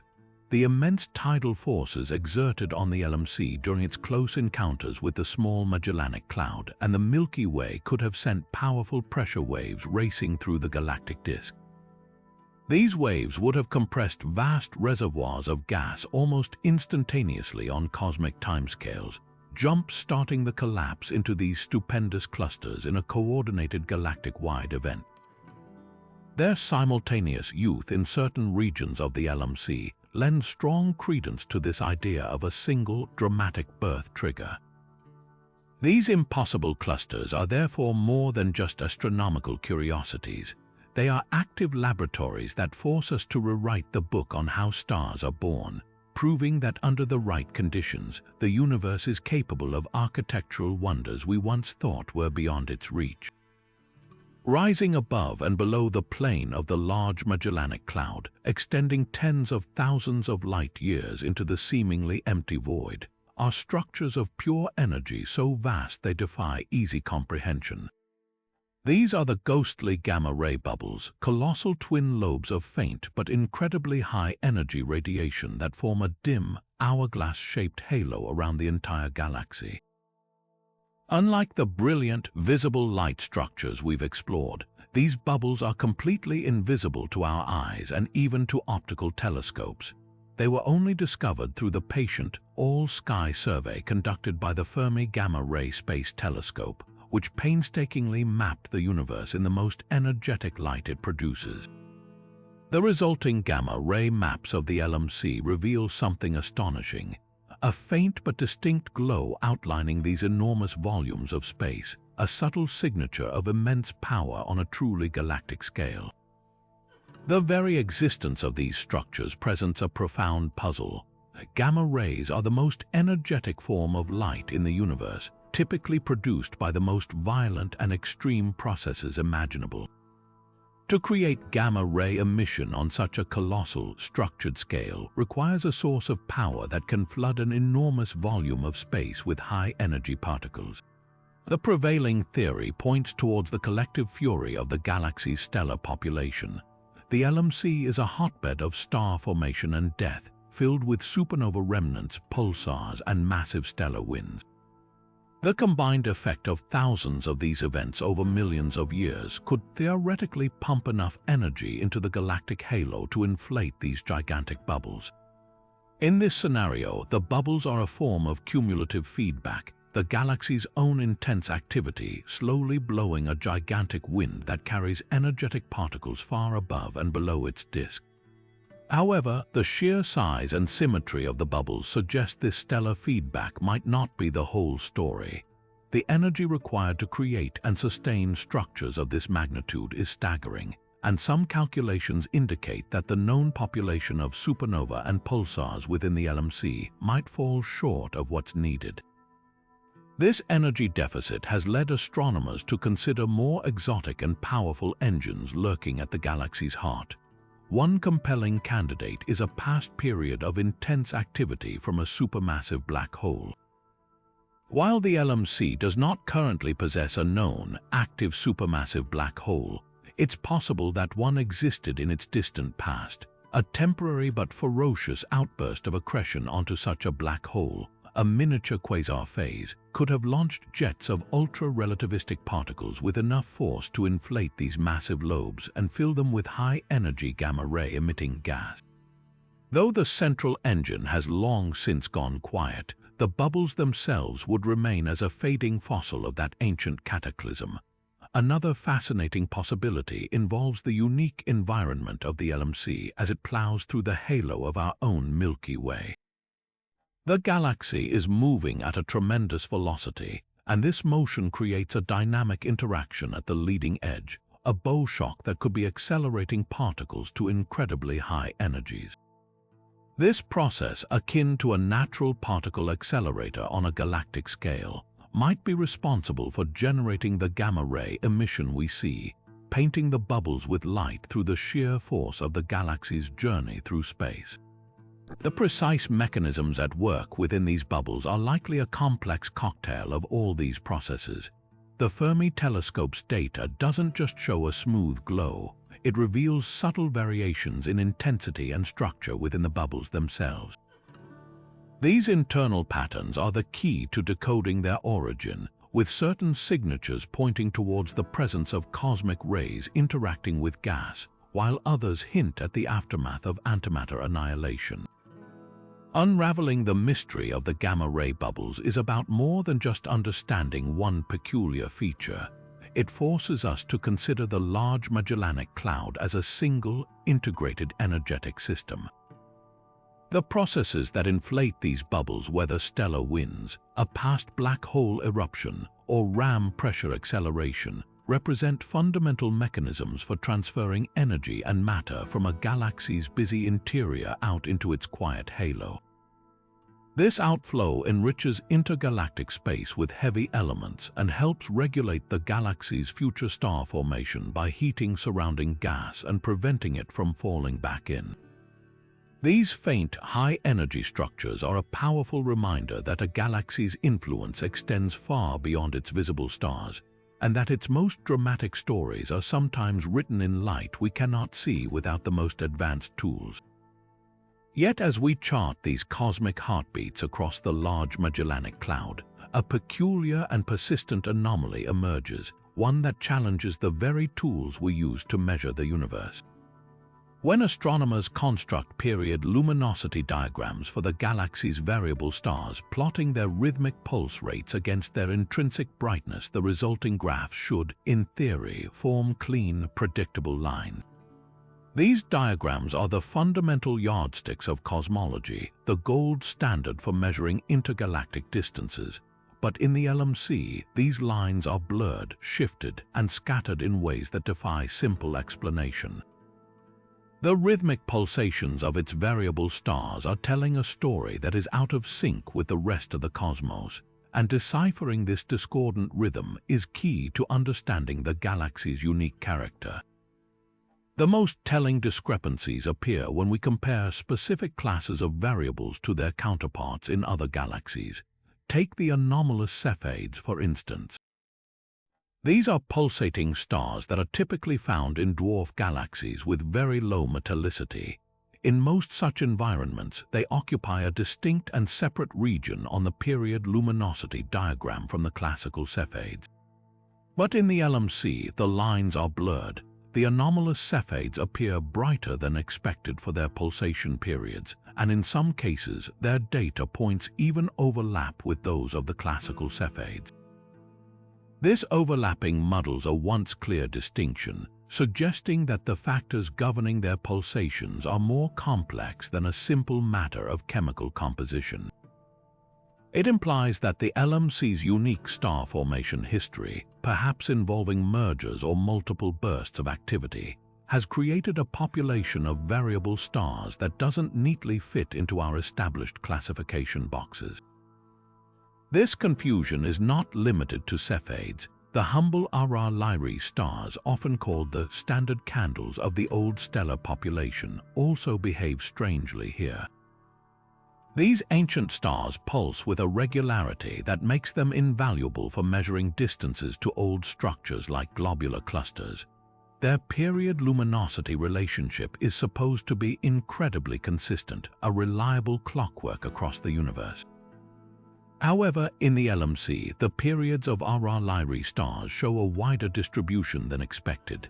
Some pulse slightly too fast for their brightness, while others are curiously slow. This increased scatter in the data points to underlying physical differences within the population itself. It suggests that even these ancient stars, which should be relatively uniform, have been influenced by the LMC's environment, perhaps through variations in their mass or internal structure that were forged billions of years ago during the galaxy's chaotic early history. So what is causing this cosmic cacophony? The immediate and obvious suspect is the LMC's lower metallicity. A star's metal content directly affects its opacity, how easily radiation moves through its layers. In a metal-poor star, radiation escapes more readily, altering the star's internal pressure and temperature gradients. This, in turn, affects the intricate mechanics of the star's pulsation engine, potentially changing the relationship between its period and its luminosity. A Cepheid variable with fewer heavy elements might pulsate with a different period than a metal-rich Cepheid of the same brightness, effectively shifting its position on the all-important diagram we use to measure distance.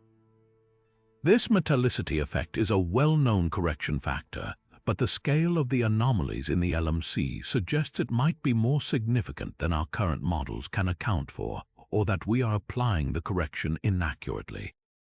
However, metallicity alone cannot explain the full story. The sheer variety of the period anomalies points towards a more complex interplay of factors. The internal structure of a pulsating star is a delicate thing, influenced by its mass, age, and even its rotation rate.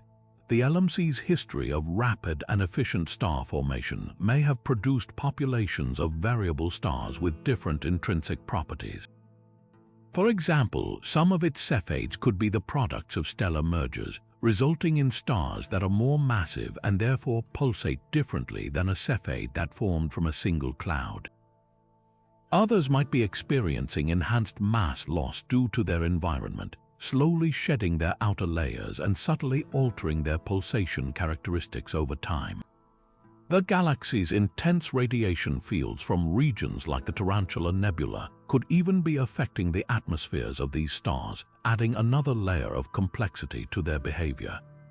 This isn't just an academic puzzle, it has real consequences for our measurement of the cosmos.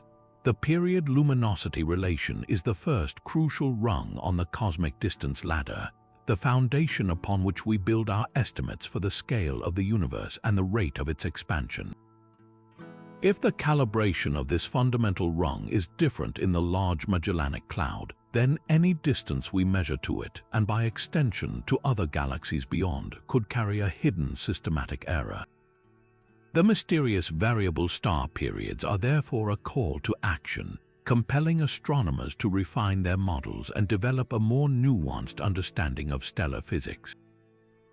They remind us that the universe rarely adheres to perfect standards, and that its most reliable seeming rhythms often contain a subtle, complex beat all their own.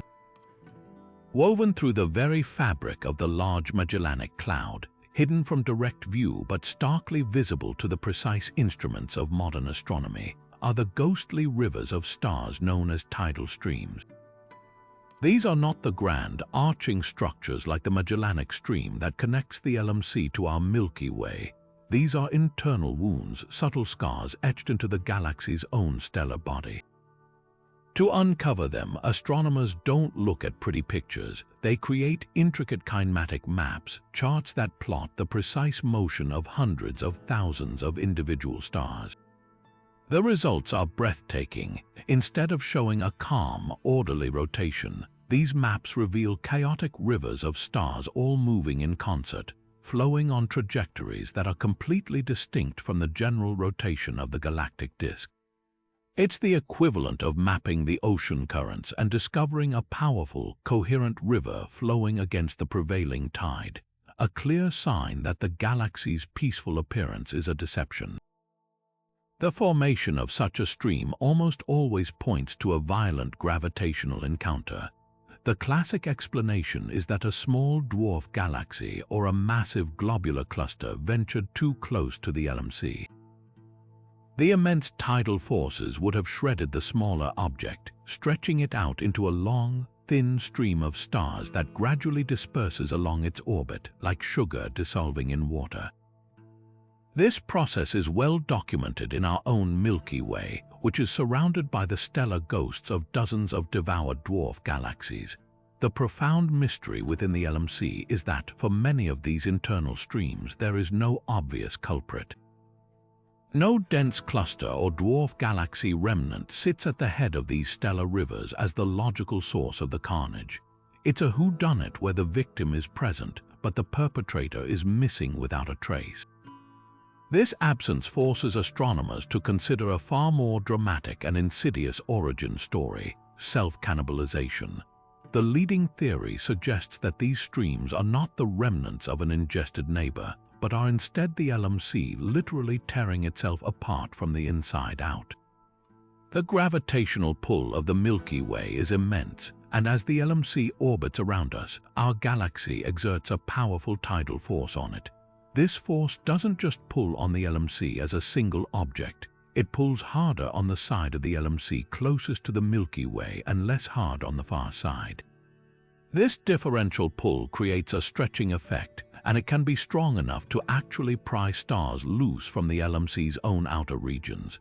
In this scenario, the streams are made of the LMC's own native stars, gravitationally plucked from their orbits and organized into these flowing rivers by the relentless external tide of our galaxy. The galaxy is effectively unraveling, and we are watching the first threads come loose. However, the self-stripping model, while elegant, may not be the full answer. The incredible precision of the Gaia Space Observatory, which measures the proper motion of stars with unprecedented accuracy, has revealed streams with complex kinematics that are difficult to explain with a single, smooth tidal force. This has given rise to another compelling idea: the role of dark matter subhalos. Our cosmological models predict that the dark matter halo of a galaxy like the LMC should be littered with numerous smaller clumps of dark matter, invisible substructures that have no stars of their own. If one of these massive but completely dark clumps were to pass through the disk of the LMC, its gravity would violently perturb the orbits of the stars it encountered, kicking them onto new paths and potentially shepherding them into a coherent stream.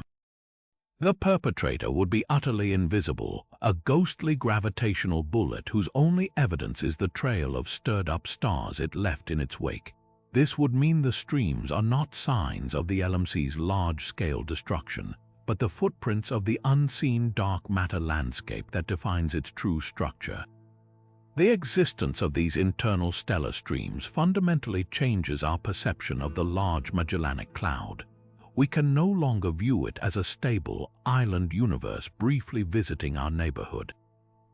The kinematic maps reveal a dynamic system in a state of profound flux, actively being reshaped by both internal dynamics and external forces. These streams are the real-time evidence of galaxy evolution, a process that is usually too slow for humans to perceive. They show us that a galaxy is not a static collection of stars, but a fluid, changing entity, constantly responding to the gravitational music of the cosmos. By reading the motions of these stellar rivers, we are reading the history of the LMC's interactions and predicting its eventual fate, one disrupted orbit at a time. But as we examine the very fabric of the galaxy, we find that its mysteries extend beyond the grand movements of stars and into the realm of the microscopic. When astronomers turned infrared telescopes like Spitzer and Herschel towards the Large Magellanic Cloud, they expected to see a familiar picture: interstellar dust. Those tiny grains of silicon, carbon, and silicate minerals should absorb starlight and re-emit it as heat in the infrared part of the spectrum, creating a predictable spectral energy distribution. This cosmic dust plays a crucial role in the universe. It shields forming stars, catalyzes the formation of molecular hydrogen, and eventually clumps together to form planets. But the data returning from the LMC told a different story entirely. The infrared fingerprints of this dust were strange, showing emission features at wavelengths that didn't match the dust we know so well from our own galactic neighborhood. The most glaring anomaly appears in the spectra of planetary nebulae and supernova remnants within the LMC. When scientists analyze the light from these objects, they find a shocking deficiency in certain types of silicate grains. In the Milky Way, the death of Sun-like stars in planetary nebulae is a major factor for producing these oxygen-rich dust grains. But in the LMC, that production line seems to be running at a fraction of the efficiency. The spectral signatures that indicate the presence of crystalline silicates, the kind that form in the calm, dense winds of aging stars, are markedly weaker. Instead, the infrared spectra are dominated by the signature of amorphous carbon and other hydrocarbons, suggesting a dust population that is far sootier and less stony than what we find closer to home.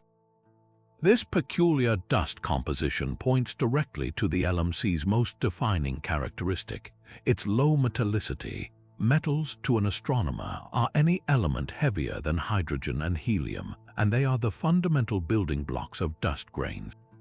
In a metal-poor environment like the LMC, there is simply less raw material available for dust production.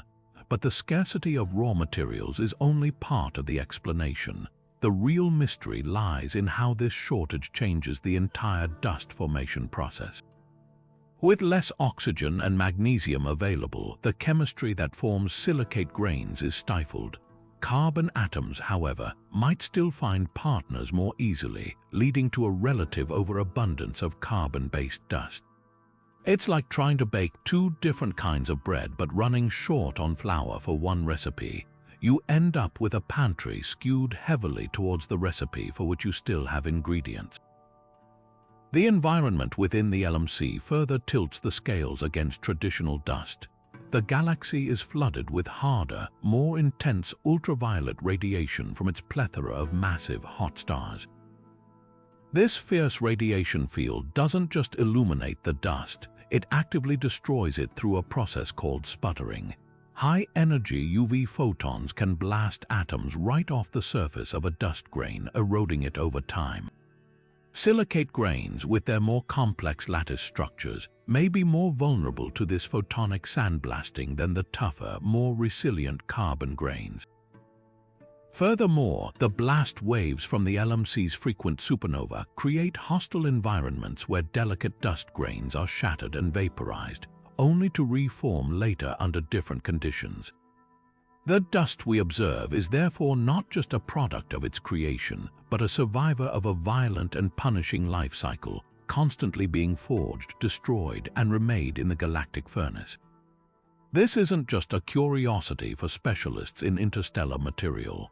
It has profound implications for how we understand the entire ecosystem of the LMC. Dust is the primary coolant for giant molecular clouds.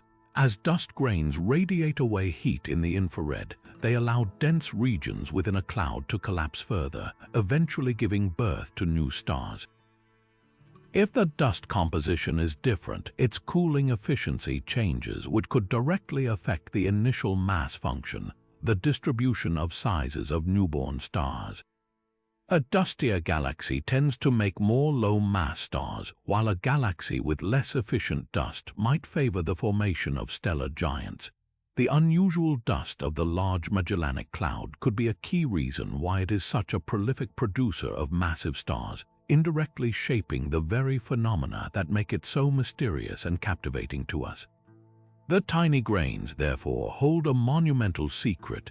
They are the unseen architects governing the construction of the celestial giants that light up the galactic landscape.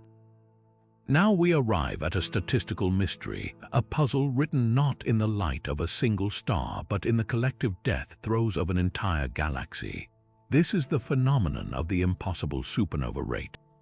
When astronomers compare the number and types of supernova observed in the Large Magellanic Cloud to the numbers predicted by our most sophisticated stellar evolution models, the numbers simply do not add up. The discrepancy is not a small accounting error. It is a fundamental mismatch that suggests we are missing a crucial chapter in the story of how stars live and die. The historical records are particularly telling. Over the past millennium, Earth-bound observers have documented several spectacular stellar explosions within our own Milky Way galaxy. But when we look to our nearby neighbor, the documented history is strangely quiet until the spectacular arrival of supernova 1987A. Given the LMC's intense star-forming activity, we would expect its historical record to be filled with such brilliant events, visible even to the naked eye. Their relative absence in the historical record is the first curious clue that something is amiss. With modern telescopes, we can now study the leftover remnants of these past explosions, and this forensic census reveals a deeply puzzling pattern. The LMC appears to have a curious overabundance of certain types of supernova remnants, specifically those from core collapse supernova, the kind that mark the death of massive stars. At the same time, there is a noticeable and troubling deficit of remnants from type Ia supernova, the kind that involve the thermonuclear detonation of a white dwarf star. This isn't just a random fluctuation, it's a consistent statistical anomaly that points to a genuine difference in how stars are ending their lives in this dwarf galaxy. The most logical place to look for an explanation is in the LMC's unique stellar population. We know its stars are, on average, significantly more metal-poor than those in our Milky Way. This difference in chemical composition has a profound effect on a star's entire life cycle, including its death. For massive stars, lower metallicity means their stellar winds are weaker. A metal-rich star loses a tremendous amount of mass through powerful winds over its lifetime. A metal-poor star, by contrast, holds onto its mass much more tightly. This means that a massive star in the LMC might end its life with a significantly heavier core than a similarly sized star in our galaxy. A heavier core could collapse differently, potentially favoring the formation of a black hole in a silent implosion rather than a brilliant supernova, or perhaps altering the brightness and characteristics of the explosion itself. This could explain both an overabundance of certain remnant types and the mysterious disappearance of massive stars we discussed earlier. But the real head-scratcher is the deficiency of type Ia supernova. These explosions are supposed to be standard candles, reliable because they all happen when a white dwarf reaches the same critical mass.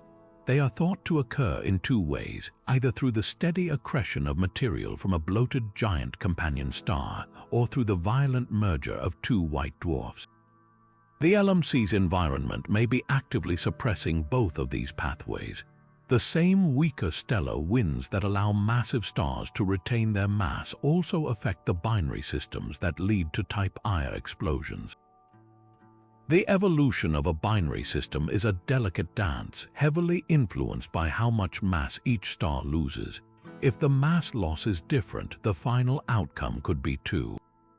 Perhaps the conditions in the LMC make it more likely for these binary systems to merge prematurely or to be disrupted before the white dwarf can reach its critical mass. Alternatively, the galaxy's lower metallicity might affect the stability of the accretion process onto the white dwarf, making it more likely to fizzle than to detonate. Another compelling theory moves beyond stellar physics and into the realm of pure dynamics. The LMC is a much smaller galaxy than the Milky Way with a shallower gravitational well. This means that the powerful kick from a supernova explosion, which can send the resulting neutron star racing through space at millions of miles per hour, could have a more dramatic effect here. In a small galaxy, that kick might be powerful enough to not only eject the neutron star, but to completely disrupt and eject the entire binary system from the galaxy altogether.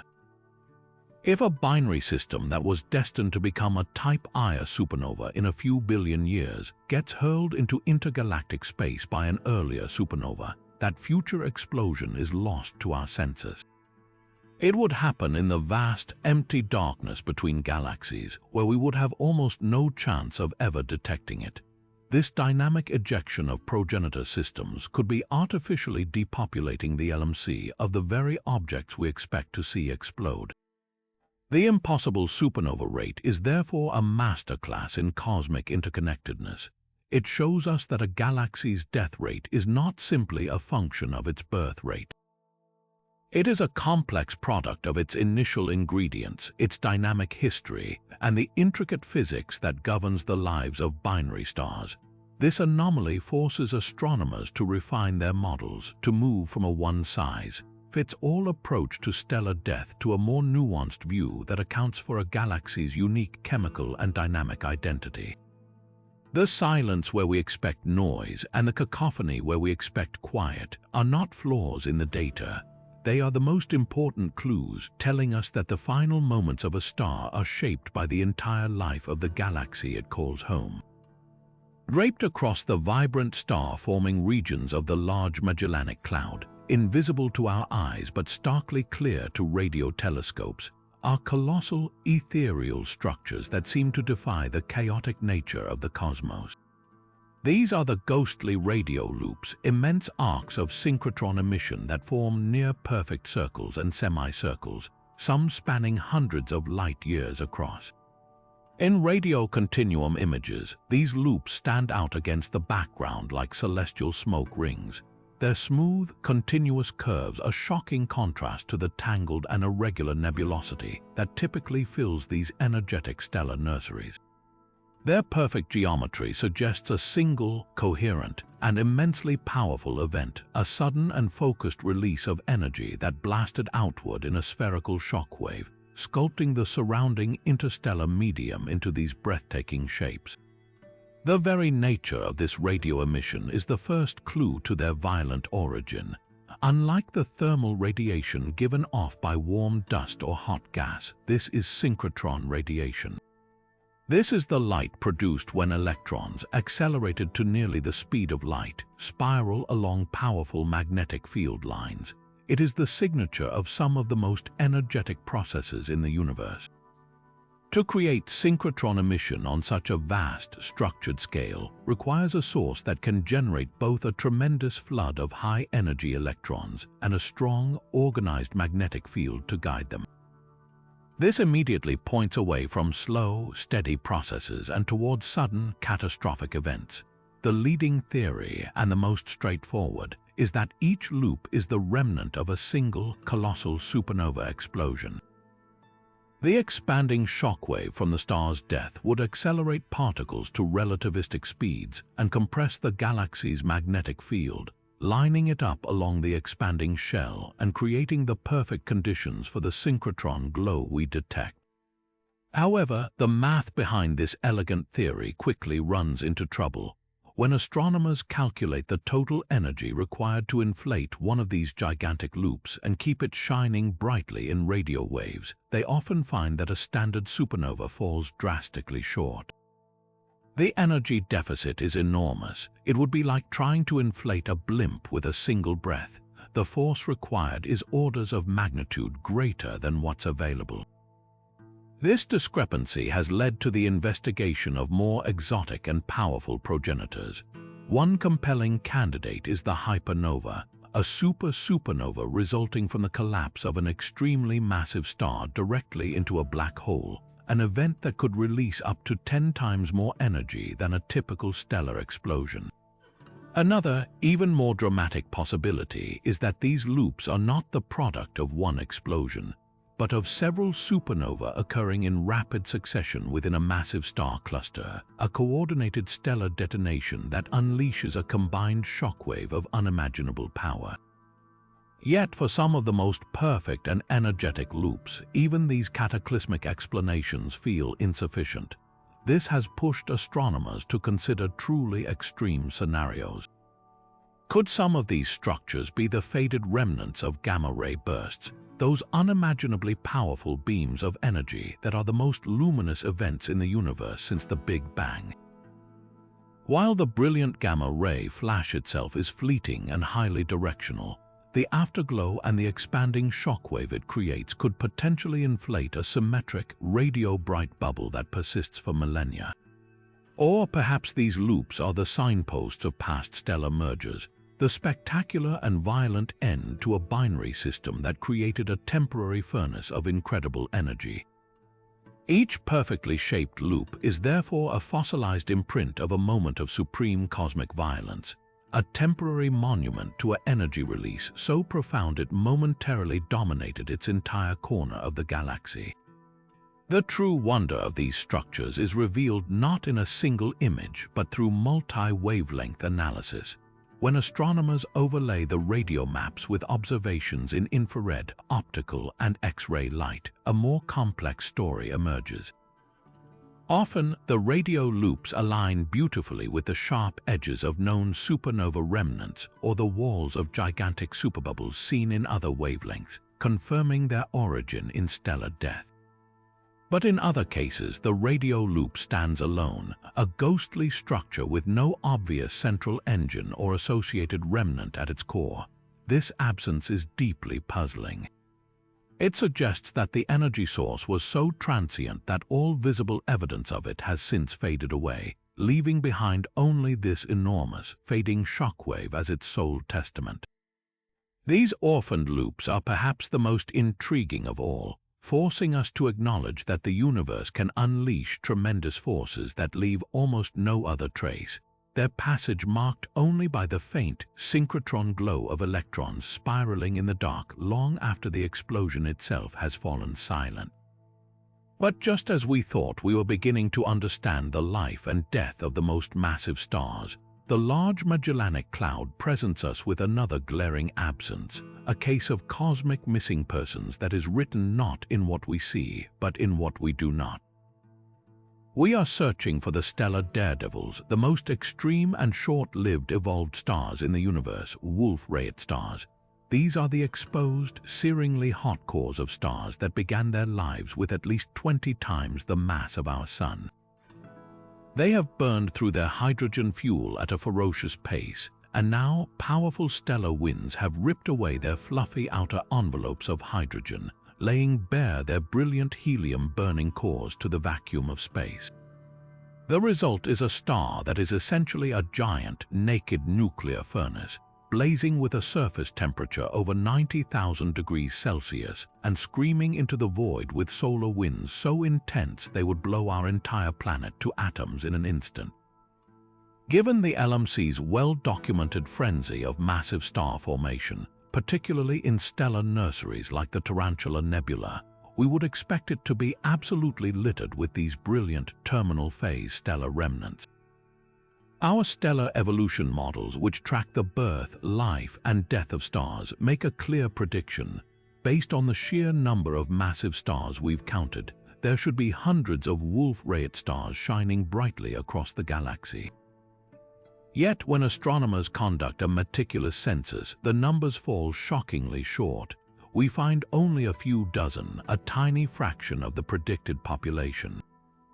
It's as if we've carefully counted all the seedlings in a vast forest, only to return later and find that most of the mature trees are simply missing, with no fallen trunks to explain their absence. This glaring deficit forces us to confront a difficult possibility. Perhaps our textbooks are wrong about how the most massive stars evolve, at least in an environment like the Large Magellanic Cloud. The standard pathway to becoming a Wolf-Rayet star is a story of extreme weight loss. A massive star must shed its enormous hydrogen envelope through powerful, continuous winds. In metal-rich galaxies like our Milky Way, this is more easily achieved. Heavy elements like iron in a star's atmosphere make it more opaque, which allows the intense radiation from the core to push on the outer layers more effectively, driving stronger winds. But the LMC is metal-poor. Its stars have fewer of these heavy elements, making their atmospheres more transparent. The radiation from the core simply passes through with less resistance, resulting in significantly weaker stellar winds. It's the difference between trying to blow out a candle with a focused breath versus just exhaling gently into an open room. The force just isn't as concentrated or effective. So if the winds are too weak to strip the star, how does a massive star in the LMC ever reveal its core? The answer might lie in a far more violent and dramatic process: mass transfer in a binary system. Imagine a massive star in a close dance with a companion. As the massive star evolves and begins to swell into a red supergiant, its outer layers can spill over onto its partner. This gravitational stripping can be infinitely more efficient than any stellar wind, potentially peeling away the hydrogen envelope completely and leaving the hot core exposed far sooner and more effectively than solitary winds ever could. If this binary channel is the primary route to forming Wolf-Rayet stars in the LMC, it would mean these stars are not lone giants, but almost always products of a stellar partnership, a detail that would fundamentally alter our understanding of their life cycle. Another, more somber possibility is that many of these massive stars never live long enough to become Wolf-Rayets at all. Perhaps the combination of low metallicity and rapid rotation common in LMC stars triggers such intense internal mixing that the star consumes its fuel in a different, more efficient way. Instead of spending a brief period as a Wolf-Rayet star, it might skip that phase entirely and proceed directly to its final act: collapse into a black hole, potentially in a silent implosion without a supernova, as we discussed with the vanishing stars. The missing Wolf-Rayets then wouldn't be missing. They would be a population that never existed, their potential lives cut short by a different evolutionary pathway that our models are only just beginning to account for. This quiet absence in the heart of a stellar frenzy is a powerful reminder that the universe has more than one way to write the final chapter of a star's life, and sometimes the most important clues are the ones we expected to find but that simply aren't there. And now we come to a mystery that strikes at the very heart of how we understand not just this galaxy, but all galaxies. This is the Great LMC Rotation Curve Anomaly, a puzzle that challenges our most fundamental assumptions about gravity and mass. To understand it, we must first understand what a rotation curve is. Imagine a galaxy spinning in space. Just like planets orbiting the Sun, the stars and gas in a galaxy should follow the rules of gravity set down by Kepler and Newton. Objects closer to the center, where most of the mass is concentrated, should orbit very quickly. Objects farther out, feeling a weaker gravitational pull, should orbit much more slowly. This is exactly what we see in our solar system. Mercury zips around the Sun at a blistering pace, while Neptune plods along on its slow, cold journey. For a galaxy, we expect a similar pattern. If we graph this, plotting the orbital velocity of stars and gas clouds against their distance from the galactic center, we should see a curve that rises steeply near the middle and then falls off in a steady decline in the outer regions. This is the predicted Keplerian decline. But when astronomers began to measure the rotation curves of spiral galaxies, starting with Vera Rubin's pioneering work, they found something astonishing. The curves did not fall off. Instead, they remained flat far out into the galactic hinterlands. Stars and gas on the outermost edges were orbiting just as fast as those near the middle. This was the first and most powerful evidence for the existence of dark matter, an immense invisible halo of mass that provides the extra gravitational glue to hold these rapidly orbiting stars in place. This flat rotation curve has become a universal feature of spiral galaxies, a cornerstone of modern astrophysics, which is why the rotation curve of the Large Magellanic Cloud is so deeply perplexing. When scientists meticulously mapped the orbital velocities of its stars and gas, they did not find the now classic flat line. Instead, the curve for the LMC shows a pronounced and unmistakable dip. After an initial rise from the center, the rotation velocity actually begins to decrease in the galaxy's intermediate regions before appearing to rise again slightly at the very outer edges. This is not a smooth, predictable Keplerian decline. It is a strange, wavy anomaly that our standard models of galaxy dynamics simply do not predict. Graphically, it looks less like the solid, dependable flat line we're used to and more like a gentle, rolling valley on a topographical map, a noticeable sag in the middle of the data. This bizarre dip in the rotation curve sends astronomers scrambling for an explanation, and the theories are as fascinating as they are varied. The immediate and most obvious suspect is, of course, dark matter. Perhaps the dark matter halo of the LMC is not the smooth, spherical distribution that our models assume. Maybe it is lopsided or clumpy, or has a significant deficit of dark matter in that specific intermediate region. If the invisible mass is not distributed in a way that provides a steady gravitational pull, the rotation curve would reflect that, showing dips and peaks instead of a flat line. The LMC's violent history of interactions could have stirred up and disrupted its dark matter halo, leaving it with a lumpy and irregular gravitational landscape that is imprinted onto the motions of its visible stars. But dark matter isn't the only possible culprit. We must remember that the Large Magellanic Cloud is not a pristine, isolated system. It is being actively torn apart by the gravitational tides of the Milky Way. This immense external force is not a subtle influence. It is a dominant factor shaping the LMC's dynamics. The tidal forces from our galaxy could be physically distorting the dwarf's orbit, pulling stars and gas away from their expected paths and creating these strange kinematic signatures. The rotation curve we measure might not be a pure representation of the LMC's internal mass distribution, but rather a complex combination of its own gravity and the overwhelming pull of its gigantic neighbor.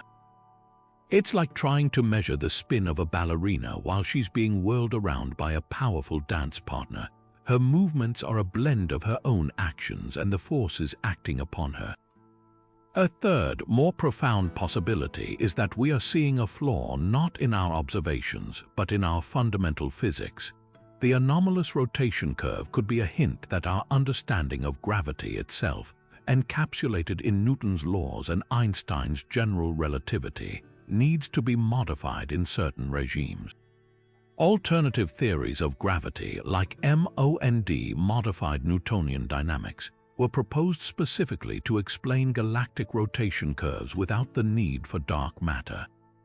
While MOND has its own set of challenges and has struggled to explain all cosmological observations, a peculiar case like the LMC, with its low surface brightness and unique environment, is exactly the kind of place where such alternatives could be put to the test.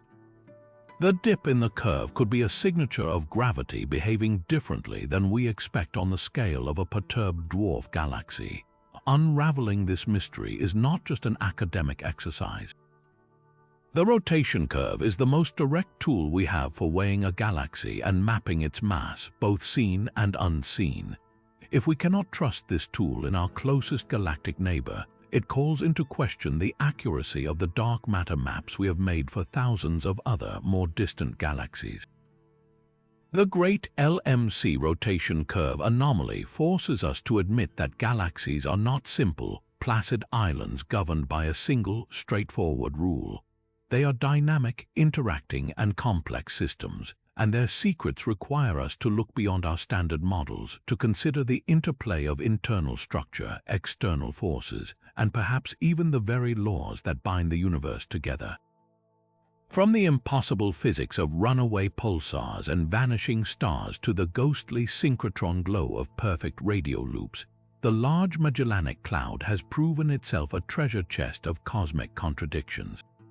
We've journeyed through 30 of its most baffling wonders, each one a reminder that the universe is far stranger and more inventive than our models often allow. This small, seemingly humble galaxy challenges us at every turn, with its mysterious dark matter distribution that defies simulation, its missing neutrinos from a famed supernova, its Wolf-Rayet stars that should exist but don't, and its planetary nebulae that cluster together against all statistical odds. It presents us with structures of impossible scale and perfection, from the geometric superbubble of Henize 70 to the vast, faint shells of ancient galactic fountains still expanding at impossible speeds.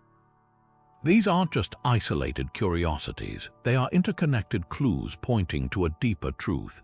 The LMC's lower metallicity, its violent history of interactions, and its dynamic present are rewriting the rules of stellar life and death, galactic evolution, and the very physics that governs the cosmos.